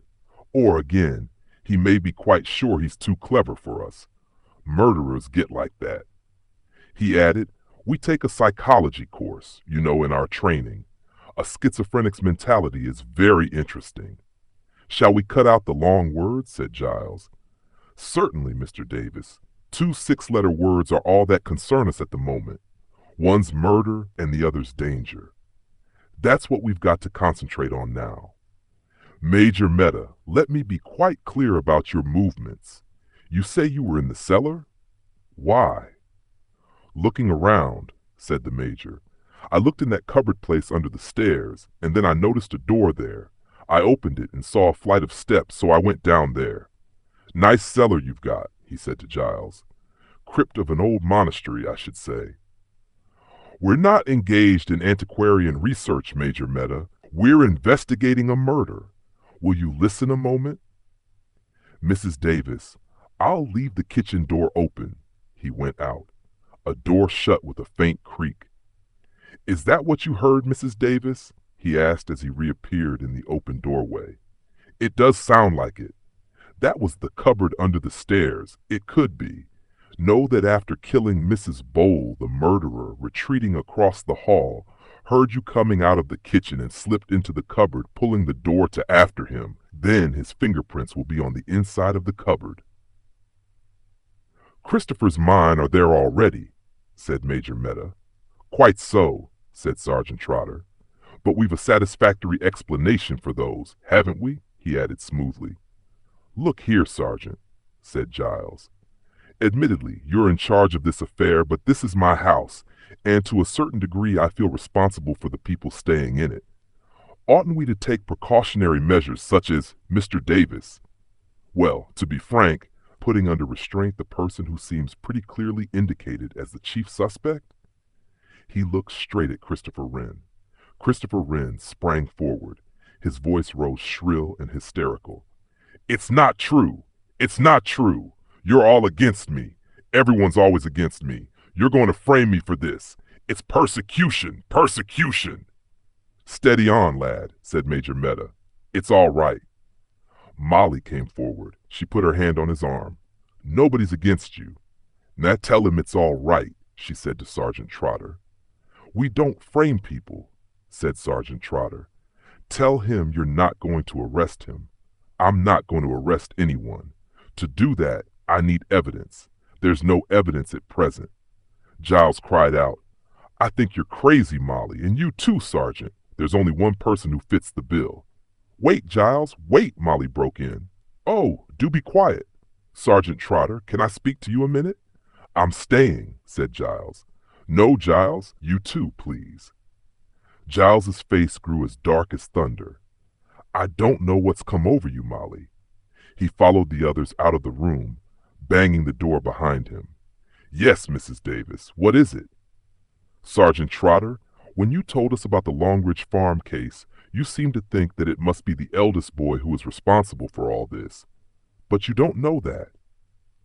That's perfectly true, Mrs. Davis, but the probabilities lie that way. Mental instability, Desertion from the army, psychiatrist report. Oh, I know, and therefore it all seems to point to Christopher, but I don't believe it is Christopher. There must be other possibilities. Hadn't those three children any relations? Parents, for instance? Yes, the mother was dead, but the father was serving abroad.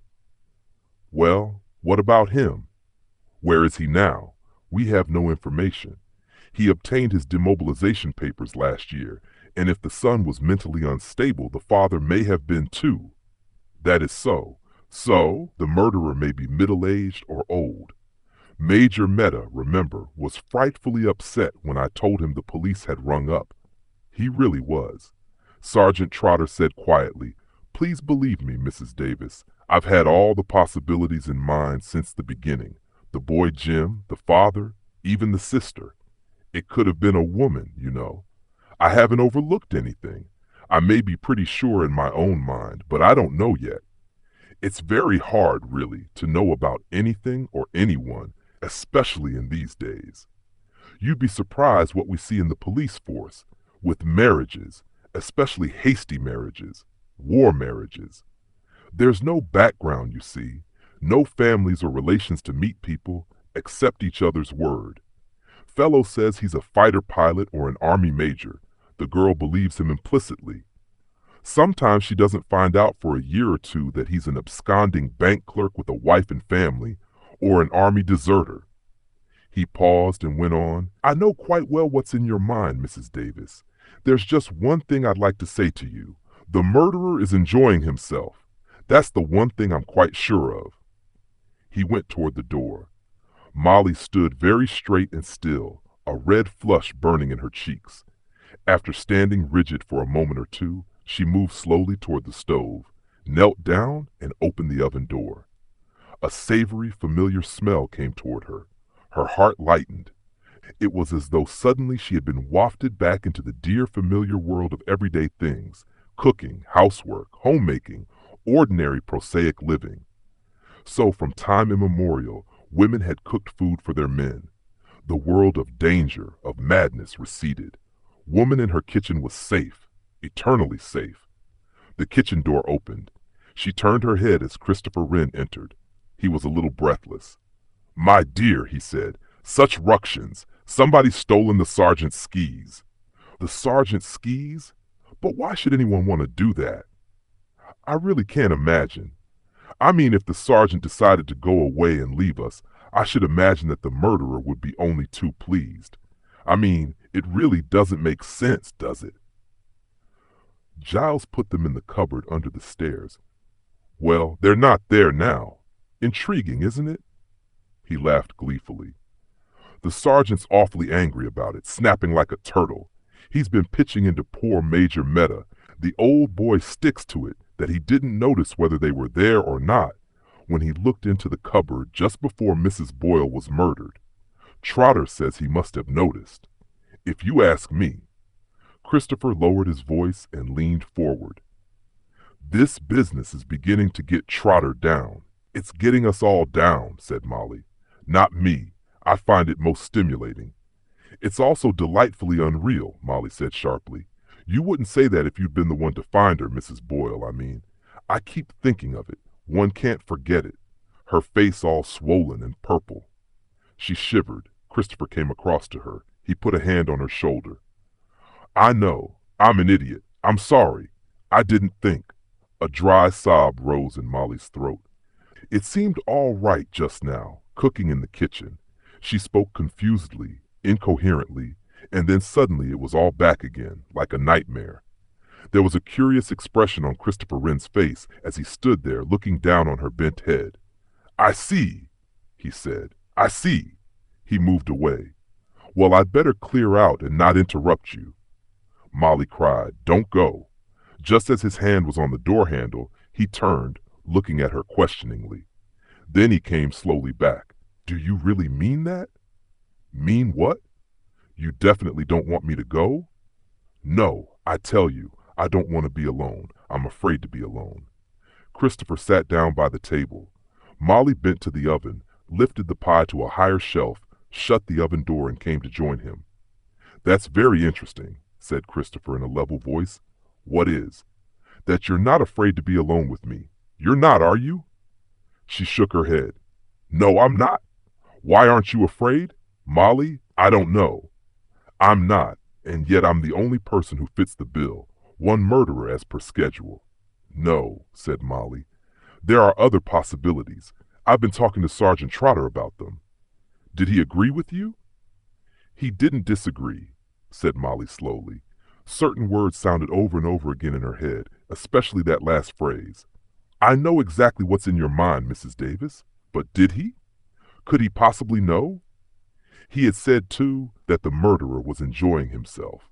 Was that true? She said to Christopher. You're not exactly enjoying yourself, are you, in spite of what you said just now? Good God, no, said Christopher, staring. What a very odd thing to say. Oh, I didn't say it. Sergeant Trotter did. I hate that man. He puts things into your head, things that aren't true, that can't possibly be true. She put her hands to her head, covering her eyes with them very gently. Christopher took those hands away. Look here, Molly, he said. What is all this? She let him force her gently into a chair by the kitchen table. His manner was no longer hysterical or childish. What's the matter, Molly? He said. Molly looked at him with a long, appraising glance. She asked irrelevantly, How long have I known you, Christopher? 2 days, just about. You're thinking, aren't you, that though it's such a short time, we seem to know each other rather well? Yes, it's odd, isn't it? Oh, I don't know. There's a kind of sympathy between us, possibly because we've both been up against it. It was not a question, it was a statement. Molly let it pass. She said very quietly, and again it was a statement rather than a question. Your name isn't really Christopher Wren, is it? No, no. Why did you choose that? Oh, it seemed rather a pleasant whimsy. They used to jeer at me and call me Christopher Robin at school. Robin, R. Wren, association of ideas, I suppose. What's your real name? Christopher said quietly. I don't think we'll go into that. It wouldn't mean anything to you. I'm not an architect, actually. I'm a deserter from the army. Just for a moment, swift alarm leaped into Molly's eyes. Christopher saw it. Yes, he said, just like our unknown murderer. I told you I was the only one the specification fitted. Don't be stupid, said Molly. I told you I didn't believe you were the murderer. Go on. Tell me about yourself. What made you desert? Nerves, he said. Being afraid, you mean? No, curiously enough, I wasn't afraid. Not more than anyone else, that is to say. Actually, I got a reputation for being rather cool under fire. No, it was something quite different. It was my mother. Your mother? Yes. You see, she was killed in an air raid. Buried. They had to dig her out. I don't know what happened to me when I heard about it. I suppose I went a little mad. I thought, you see, it happened to me. I felt I had to get home quickly and dig myself out. One can't explain it. It was all confused.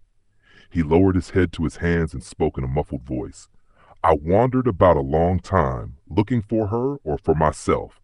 One doesn't know which. And then, when my mind cleared up, I was afraid to go back or to report.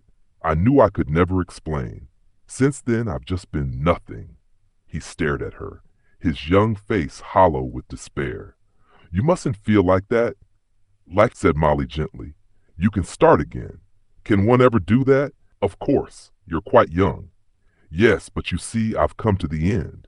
No, said Molly. You haven't come to the end. You only think you have.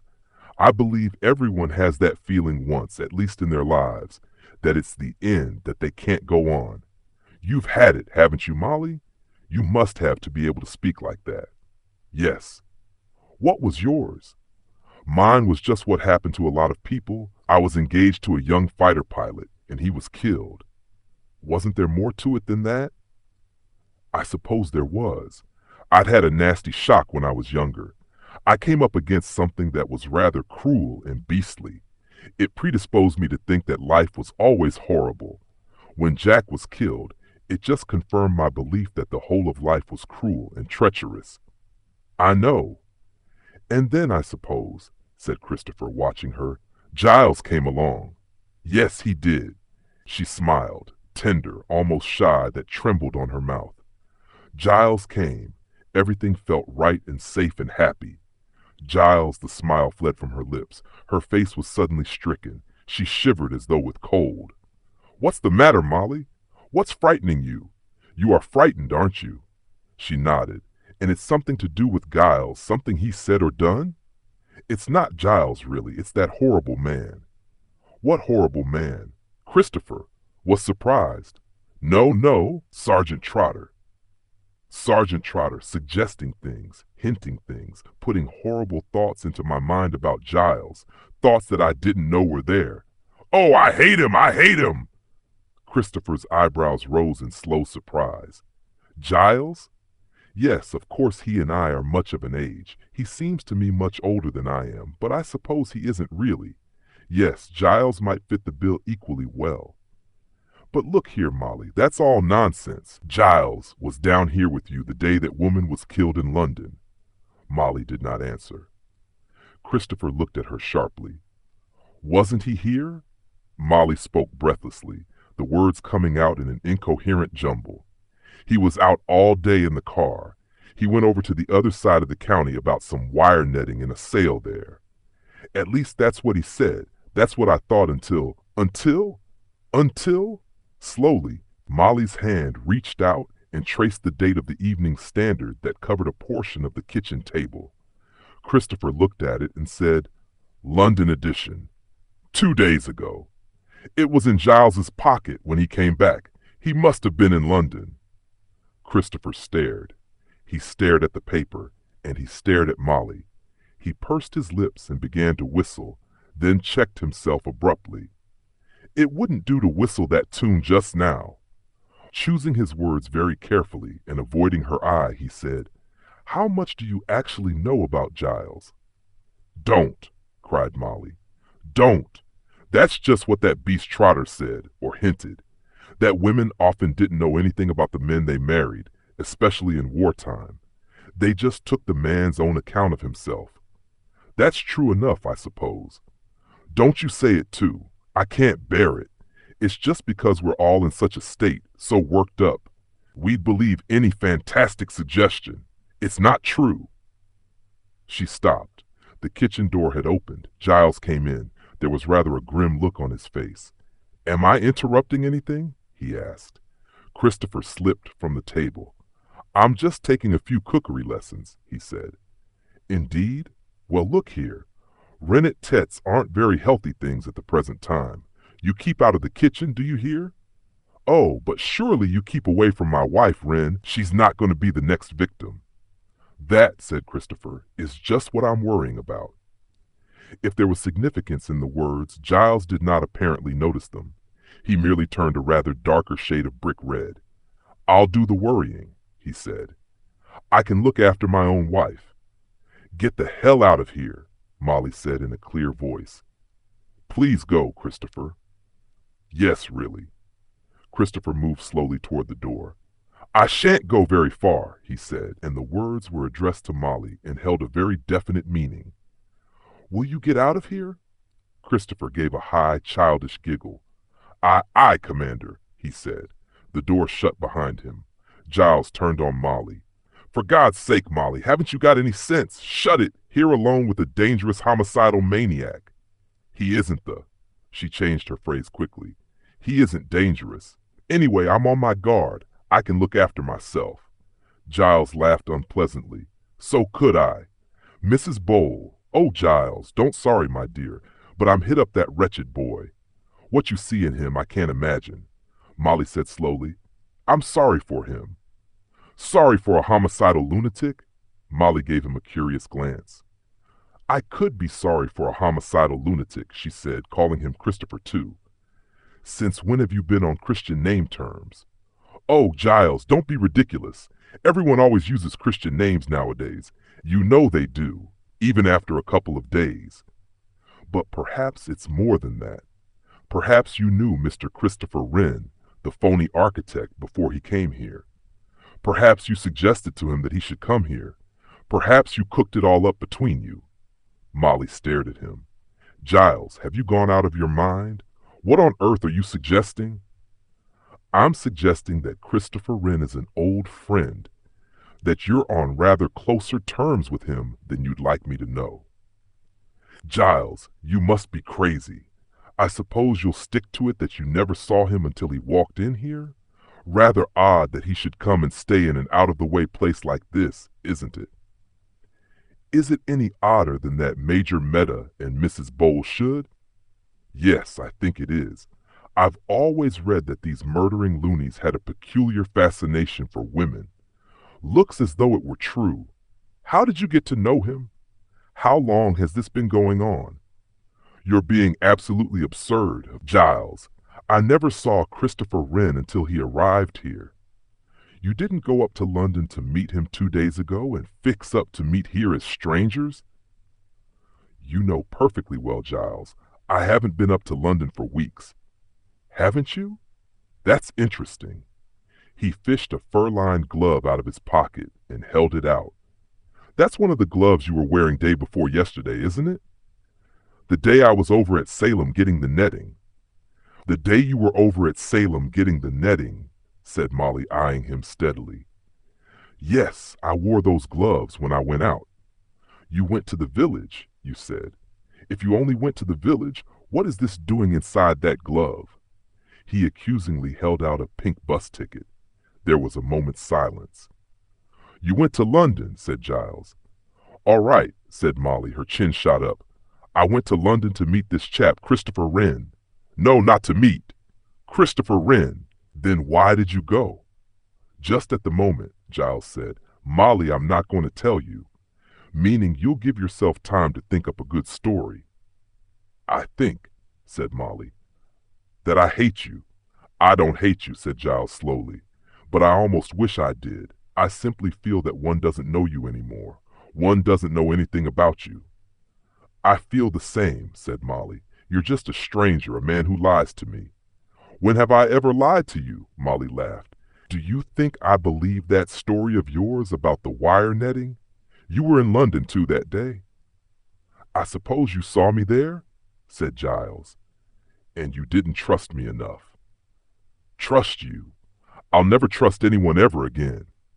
Neither of them had noticed the soft opening of the kitchen door. Mr. Paravicini gave a little cough. So embarrassing, he murmured. I do hope you young people are not both saying just a little more than you mean. One is so apt to in these lovers' bowl quarrels. Lovers' quarrels? Said Giles derisively. That's good. Quite so, said Mr. Paravicini. I know just how you feel. I have been through all this myself when I was a younger man. But what I came to say was that the inspector person is simply insisting that we should all come into the drawing room. It appears that he has an idea. Mr. Paravicini sniggered gently. The police have a clue? Yes, one hears that frequently, but an idea? I very much doubt it. A zealous and painstaking officer, no doubt, our Sergeant Trotter, but not, I think, over-endowed with brains. Go on, Giles, said Molly. I've got the cooking to see to. Speaking of cooking, said Mr. Paravicini, skipping nimbly across the kitchen to Molly's side, have you ever tried chicken livers served on toast that has been thickly spread with foie gras and a very thin rasher of bacon, smeared with French mustard? One doesn't see much foie gras nowadays, said Giles. Come on, Paravicini, shall I stay and assist you, dear lady? You come along to the drawing room, said Giles. Mr. Paravicini laughed softly. Your husband is afraid for you. Quite natural. He doesn't fancy the idea of leaving you alone with me. It is my sadistic tendencies he fears, not my dishonorable ones. I yield to force. He bowed gracefully and kissed the tips of his fingers. Molly said uncomfortably, Oh, Mr. Paravicini, I'm sure. Mr. Paravicini shook his head. He said to Giles, You're very wise, young man. Take no chances. Can I prove to you, or to the inspector for that matter, that I am not a homicidal maniac? No, I cannot. Negatives are such difficult things to prove. He hummed cheerfully. Molly flinched. Please, Mr. Paravicini, not that horrible tune, Three Blind Mice. So it was the tune, he said. It's got into my head now, I come to think of it. It is a gruesome little rhyme, not a nice little rhyme at all. But children like gruesome things. You may have noticed that. That rhyme is very English, the bucolic, cruel English countryside. She cut off their tails with a carving knife. Of course a child would love that. I could tell you things about children. Please don't, said Molly faintly. I think you're cruel too. Her voice rose hysterically. You laugh and smile. You're like a cat playing with a mouse. She began to laugh. Steady, Molly, said Giles. Come along. We'll all go into the drawing room together. Trotter will be getting impatient. Never mind the cooking, said Giles. Murder is more important than food. I'm not sure that I agree with you, said Mr. Paravicini as he followed them with little skipping steps. The condemned man ate a hearty breakfast. That's what they always say. Christopher Wren joined them in the hall and received a scowl from Giles. He looked at Molly with a quick, anxious glance, but Molly, her head held high, walked, looking straight ahead of her. They marched, almost like a procession, to the drawing-room door. Mr. Paravicini brought up the rear with his little skipping steps. Sergeant Trotter and Major Mittar were standing, waiting in the drawing-room. The Major was looking sulky. Sergeant Trotter was looking flushed and energetic. That's right, he said as they entered. I wanted you all together. I want to make a certain experiment, and for that I shall require your cooperation. Will it take long? Molly asked. I'm rather busy in the kitchen. After all, we've got to have a meal sometime. Yes, said Trotter. I appreciate that, Mrs. Davis, but if you'll excuse me, there are more important things than meals. Mrs. Bowl, for instance, won't need another. Meal? Really, Sergeant? Said Major Mittar. That's an extraordinarily tactless way of putting things. I'm sorry, Major Mittar, but I want everyone to cooperate in this. Have you found your skis? Sergeant Trotter asked Molly. The young man, Wren, said, No, I have not, Mrs. Davis, but I may say I have a very shrewd suspicion who took them of why they were taken. I won't say any more at present. Please don't, begged Mr. Paravicini. I always think explanations should be kept to the very end. The exciting last chapter, you know. This isn't a game, sir, isn't it? Now, I think you're wrong. I think it is a game to somebody. The murderer is enjoying himself, murmured Molly softly. The others looked at her in astonishment. She flushed. I'm only quoting what Sergeant Trotter said to me. Sergeant Trotter did not look too pleased. It's all very well Mr. Paravicini mentioning last chapters and speaking as though this was a mystery thriller, he said. But this is real. This is happening. So long, said Christopher Wren, fingering his neck gingerly, as it doesn't happen to me. Now then, said Major Mittar, none of that, young fellow. The sergeant here is going to tell us just what he wants us to do. Sergeant Trotter cleared his throat. His voice became official. I took certain statements from you all a short time ago, he said. Those statements related to your positions at the time when the murder of Mrs. Bowley occurred. Mr. Wren and Mr. Davis were in their separate bedrooms. Mrs. Davis was in the kitchen. Major Mittar was in the cellar. Mr. Paravicini was here, in this room. He paused and then went on. Those are the statements you made. I have no means of checking those statements. They may be true. They may not. To put it quite clearly, 4 of those statements are true, but 1 of them is false. Which one? He looked from face to face. Nobody spoke. 4 of you are speaking the truth. 1 is lying. I have a plan that may help me to discover the liar, and if I discover that one of you lied to me, then I know who the murderer is. Giles said sharply. Not necessarily. Someone might have lied for some other reason. I rather doubt that, Mr. Davis. But what's the idea, man? You've just said you've no means of checking these statements. No, but supposing everyone were to go through these movements a second time, said Major Mittar disparagingly. A reconstruction of the crime? Foreign idea. Not a reconstruction of the crime, Major Mittar. A reconstruction of the movements of apparently innocent persons. And what do you expect to learn from that? You will forgive me if I don't make that clear just at the moment. You want, asked Molly, a repeat performance? More or less, Mrs. Davis. There was a silence. It was somehow an uneasy silence. It's a trap, thought Molly. It's a trap, but I don't see how. She might have thought that there were 5 guilty people in the room instead of 1 guilty and 4 innocent ones. One and all cast doubtful, sideways glances at the assured, smiling young man who proposed this innocent-sounding maneuver. Christopher burst out shrilly. But I don't see. One simply can't see what you can possibly hope to find out just by making people do the same thing they did before. It seems to me just nonsense. Does it, Mr. Wren? Of course, said Giles slowly.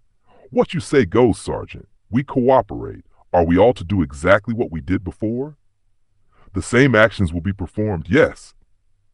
A faint ambiguity in the phrase made Major Mittar look up sharply. Sergeant Trotter went on. Mr. Paravicini has told us that he sat at the piano and played a certain tune. Perhaps, Mr. Paravicini, you would kindly show us exactly what you did? But certainly, my dear Sergeant. Mr. Paravicini skipped nimbly across the room to the grand piano and settled himself on the music stool. The maestro at the piano will play the signature tune to a murder, he said with a flourish. He grinned, and with elaborate mannerisms he picked out, with one finger, the tune of 3 Blind Mice. He's enjoying himself, thought Molly. In the big room, the soft, muted notes had an almost eerie effect. Thank you, Mr. Paravicini, said Sergeant Trotter. That, I take it, is exactly how you played the tune on the former occasion? Yes, Sergeant, it is. I repeated it 3 times. Sergeant Trotter turned to Molly. Do you play the piano? Mrs. Davis, yes, Sergeant Trotter. Could you pick out the tune as Mr. Paravicini has done, playing it in exactly the same manner? Certainly I could. Then will you go and sit at the piano and be ready to do so when I give the signal? Molly looked slightly bewildered. Then she crossed slowly to the piano. Mr. Paravicini rose from the piano stool with a shrill protest. But, Sergeant, I understood that we were each to repeat our former roles. I was at the piano here.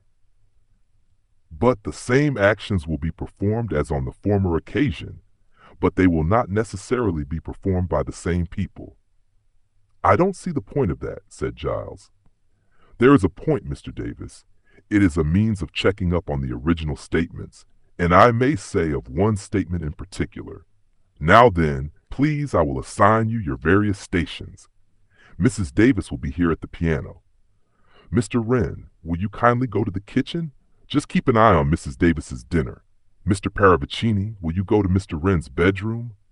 There you can exercise your musical talents by whistling 3 Blind Mice, just as he did. Major Mittar, will you go up to Mr. Davis's bedroom and examine the telephone there?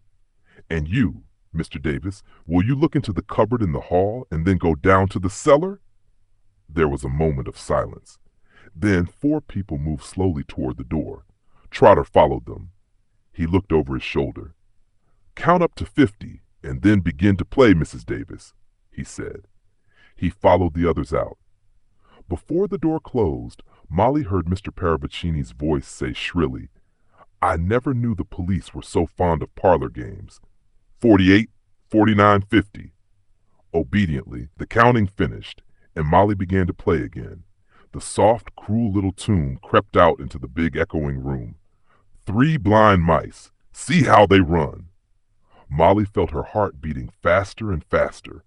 As Paravicini had said, it was a strangely haunting and gruesome little rhyme. It had that childish incomprehension of pity, which is so terrifying if met with in an adult. Very faintly, from upstairs, she could hear the same tune being whistled in the bedroom above. Paravicini enacting the part of Christopher Wren. Suddenly next door, the wireless went on in the library. Sergeant Trotter must have set that going. He himself, then, was playing the part of Mrs. Bowl. But why? What was the point of it all? Where was the trap? For there was a trap, of that she was certain. A draught of cold air blew across the back of her neck. She turned her head sharply. Surely the door had opened? Someone had come into the room? No, the room was empty. But suddenly she felt nervous, afraid. If someone should come in, Supposing Mr. Paravicini should skip round the door, should come skipping over to the piano, his long fingers twitching and twisting. So you are playing your own funeral march, dear lady? A happy thought. Nonsense. Don't be stupid. Don't imagine things. Besides, you can hear him whistling over your head, just as he can hear you. She almost took her fingers off the piano as the idea came to her. Nobody had heard Mr. Rose Paravicini playing. Was that the trap? Was it perhaps possible that Mr. Paravicini hadn't been playing at all? That he had been not in the drawing room, but in the library strangling Mrs. Bowl? He had been annoyed, very annoyed, when Trotter had arranged for her to play. He had laid stress on the softness with which he had picked out the tune. Of course, he had emphasized the softness in the hopes that it would be too soft to be heard outside the room. Because if anyone heard it this time, who hadn't heard it last time, why then Trotter would have got what he wanted, the person who had lied. The door of the drawing room opened. Molly straightened up to expect Paravicini, nearly screamed, but it was only Sergeant Trotter who entered, just as she finished the third repetition of the tune. "Thank you, Mrs. Davis," he said. He was looking extremely pleased with himself, and his manner was brisk and confident. Molly took her hands from the keys. "Have you got what you wanted?" she asked. "Yes, indeed." His voice was exultant. "I've got exactly what I wanted." "Which? Don't you know, Mrs. Davis? Come now, it's not so difficult. By the way, you've been, if I may say so, extraordinarily foolish. You've left me hunting about for the third victim. As a result, you've been in serious danger." "Me? I don't know what you mean." "I mean that you haven't been honest with me, Mrs. Davis. You held out on me, just as Mrs. Bowl held out on me." "I don't understand." "Oh, yes you do. Why, when I first mentioned the Longridge Farm case, you knew all about it." "Oh, yes you did. You were upset, and it was you who confirmed that Mrs. Bowl was the Bing officer for this part of the country. Both you and she came from these parts. So when I began to speculate who the third victim was likely to be, I plumped at once for you.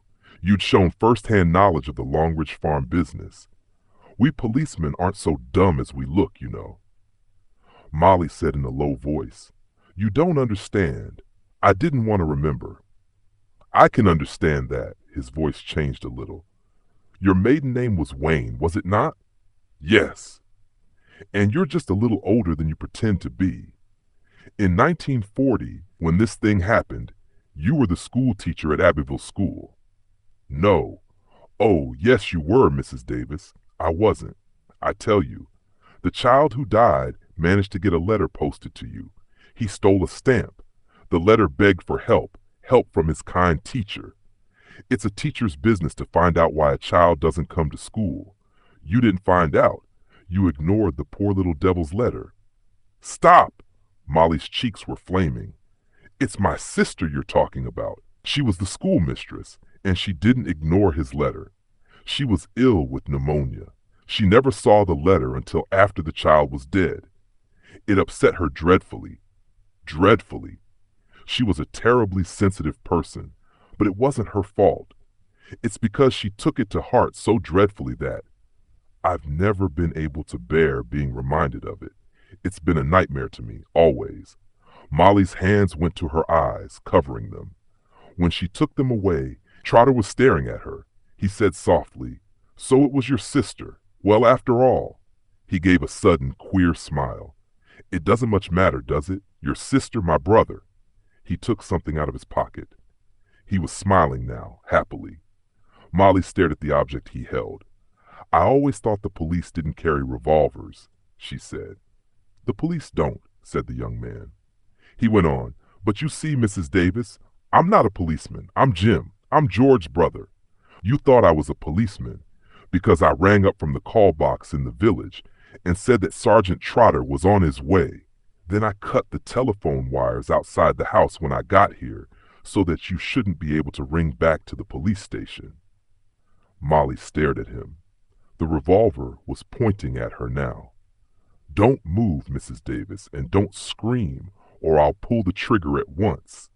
He was still smiling. It was, Molly realized with horror, a child's smile, and his voice when he spoke was becoming a child's voice. Yes, he said, I'm George's brother. Georgie died at Longett Farm. That nasty woman sent us there, and the farmer's wife was cruel to us, and you wouldn't help us.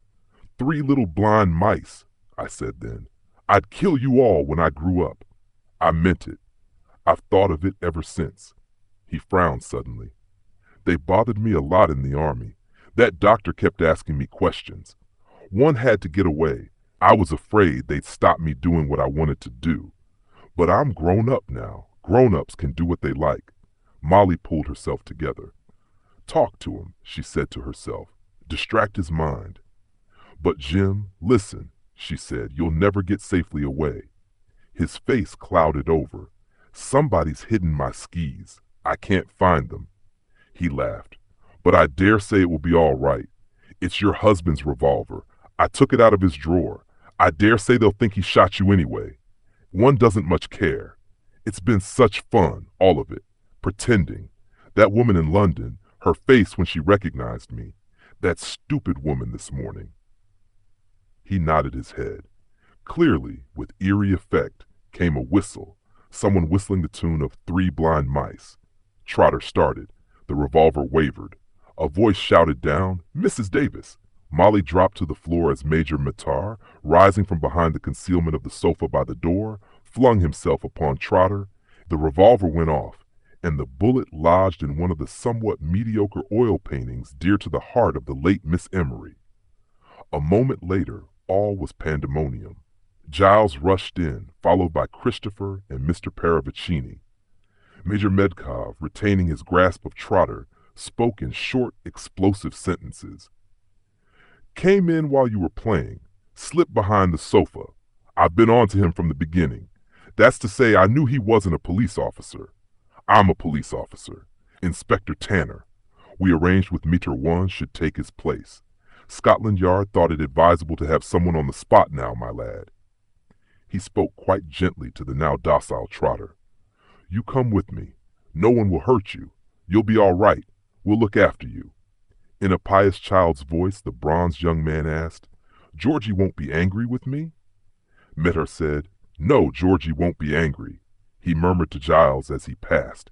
Asked him, mad as a hatter, poor devil. They went out together. Mr. Paravicini touched Christopher Wren on the arm. You also, my friend, he said. Come with me. Giles and Molly, left alone, looked at each other. In another moment they were in each other's arms. Darling, said Giles, you're sure he didn't hurt you? No, I'm quite all right, Giles. I've been so terribly mixed up. I almost thought you. Why did you go to London that day? Darling, I wanted to get you an anniversary present for tomorrow. I didn't want you to know how extraordinary. I went to London to get you a present, and I didn't want you to know. I was insanely jealous of that neurotic ass. I must have been mad. Forgive me. Darling. The door opened, and Mr. Paravicini skipped in his goat-like way. He was beaming, interrupting the reconciliation. Such a charming scene, but alas, I must bid you adieu. A police jeep has managed to get through. I shall persuade them to take me with them. He bent and whispered mysteriously in Molly's ear. I may have a few embarrassments in the near future, but I am confident I can arrange matters. And if you should receive a case with a goose, say a turkey, some tins of FGR, ham, some nylon stockings, yes, well, you understand?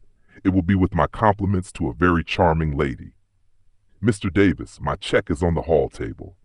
He kissed Molly's hand and skipped to the door. Nylons, murmured Molly. Who is Mr. Paravicini? Santa Claus?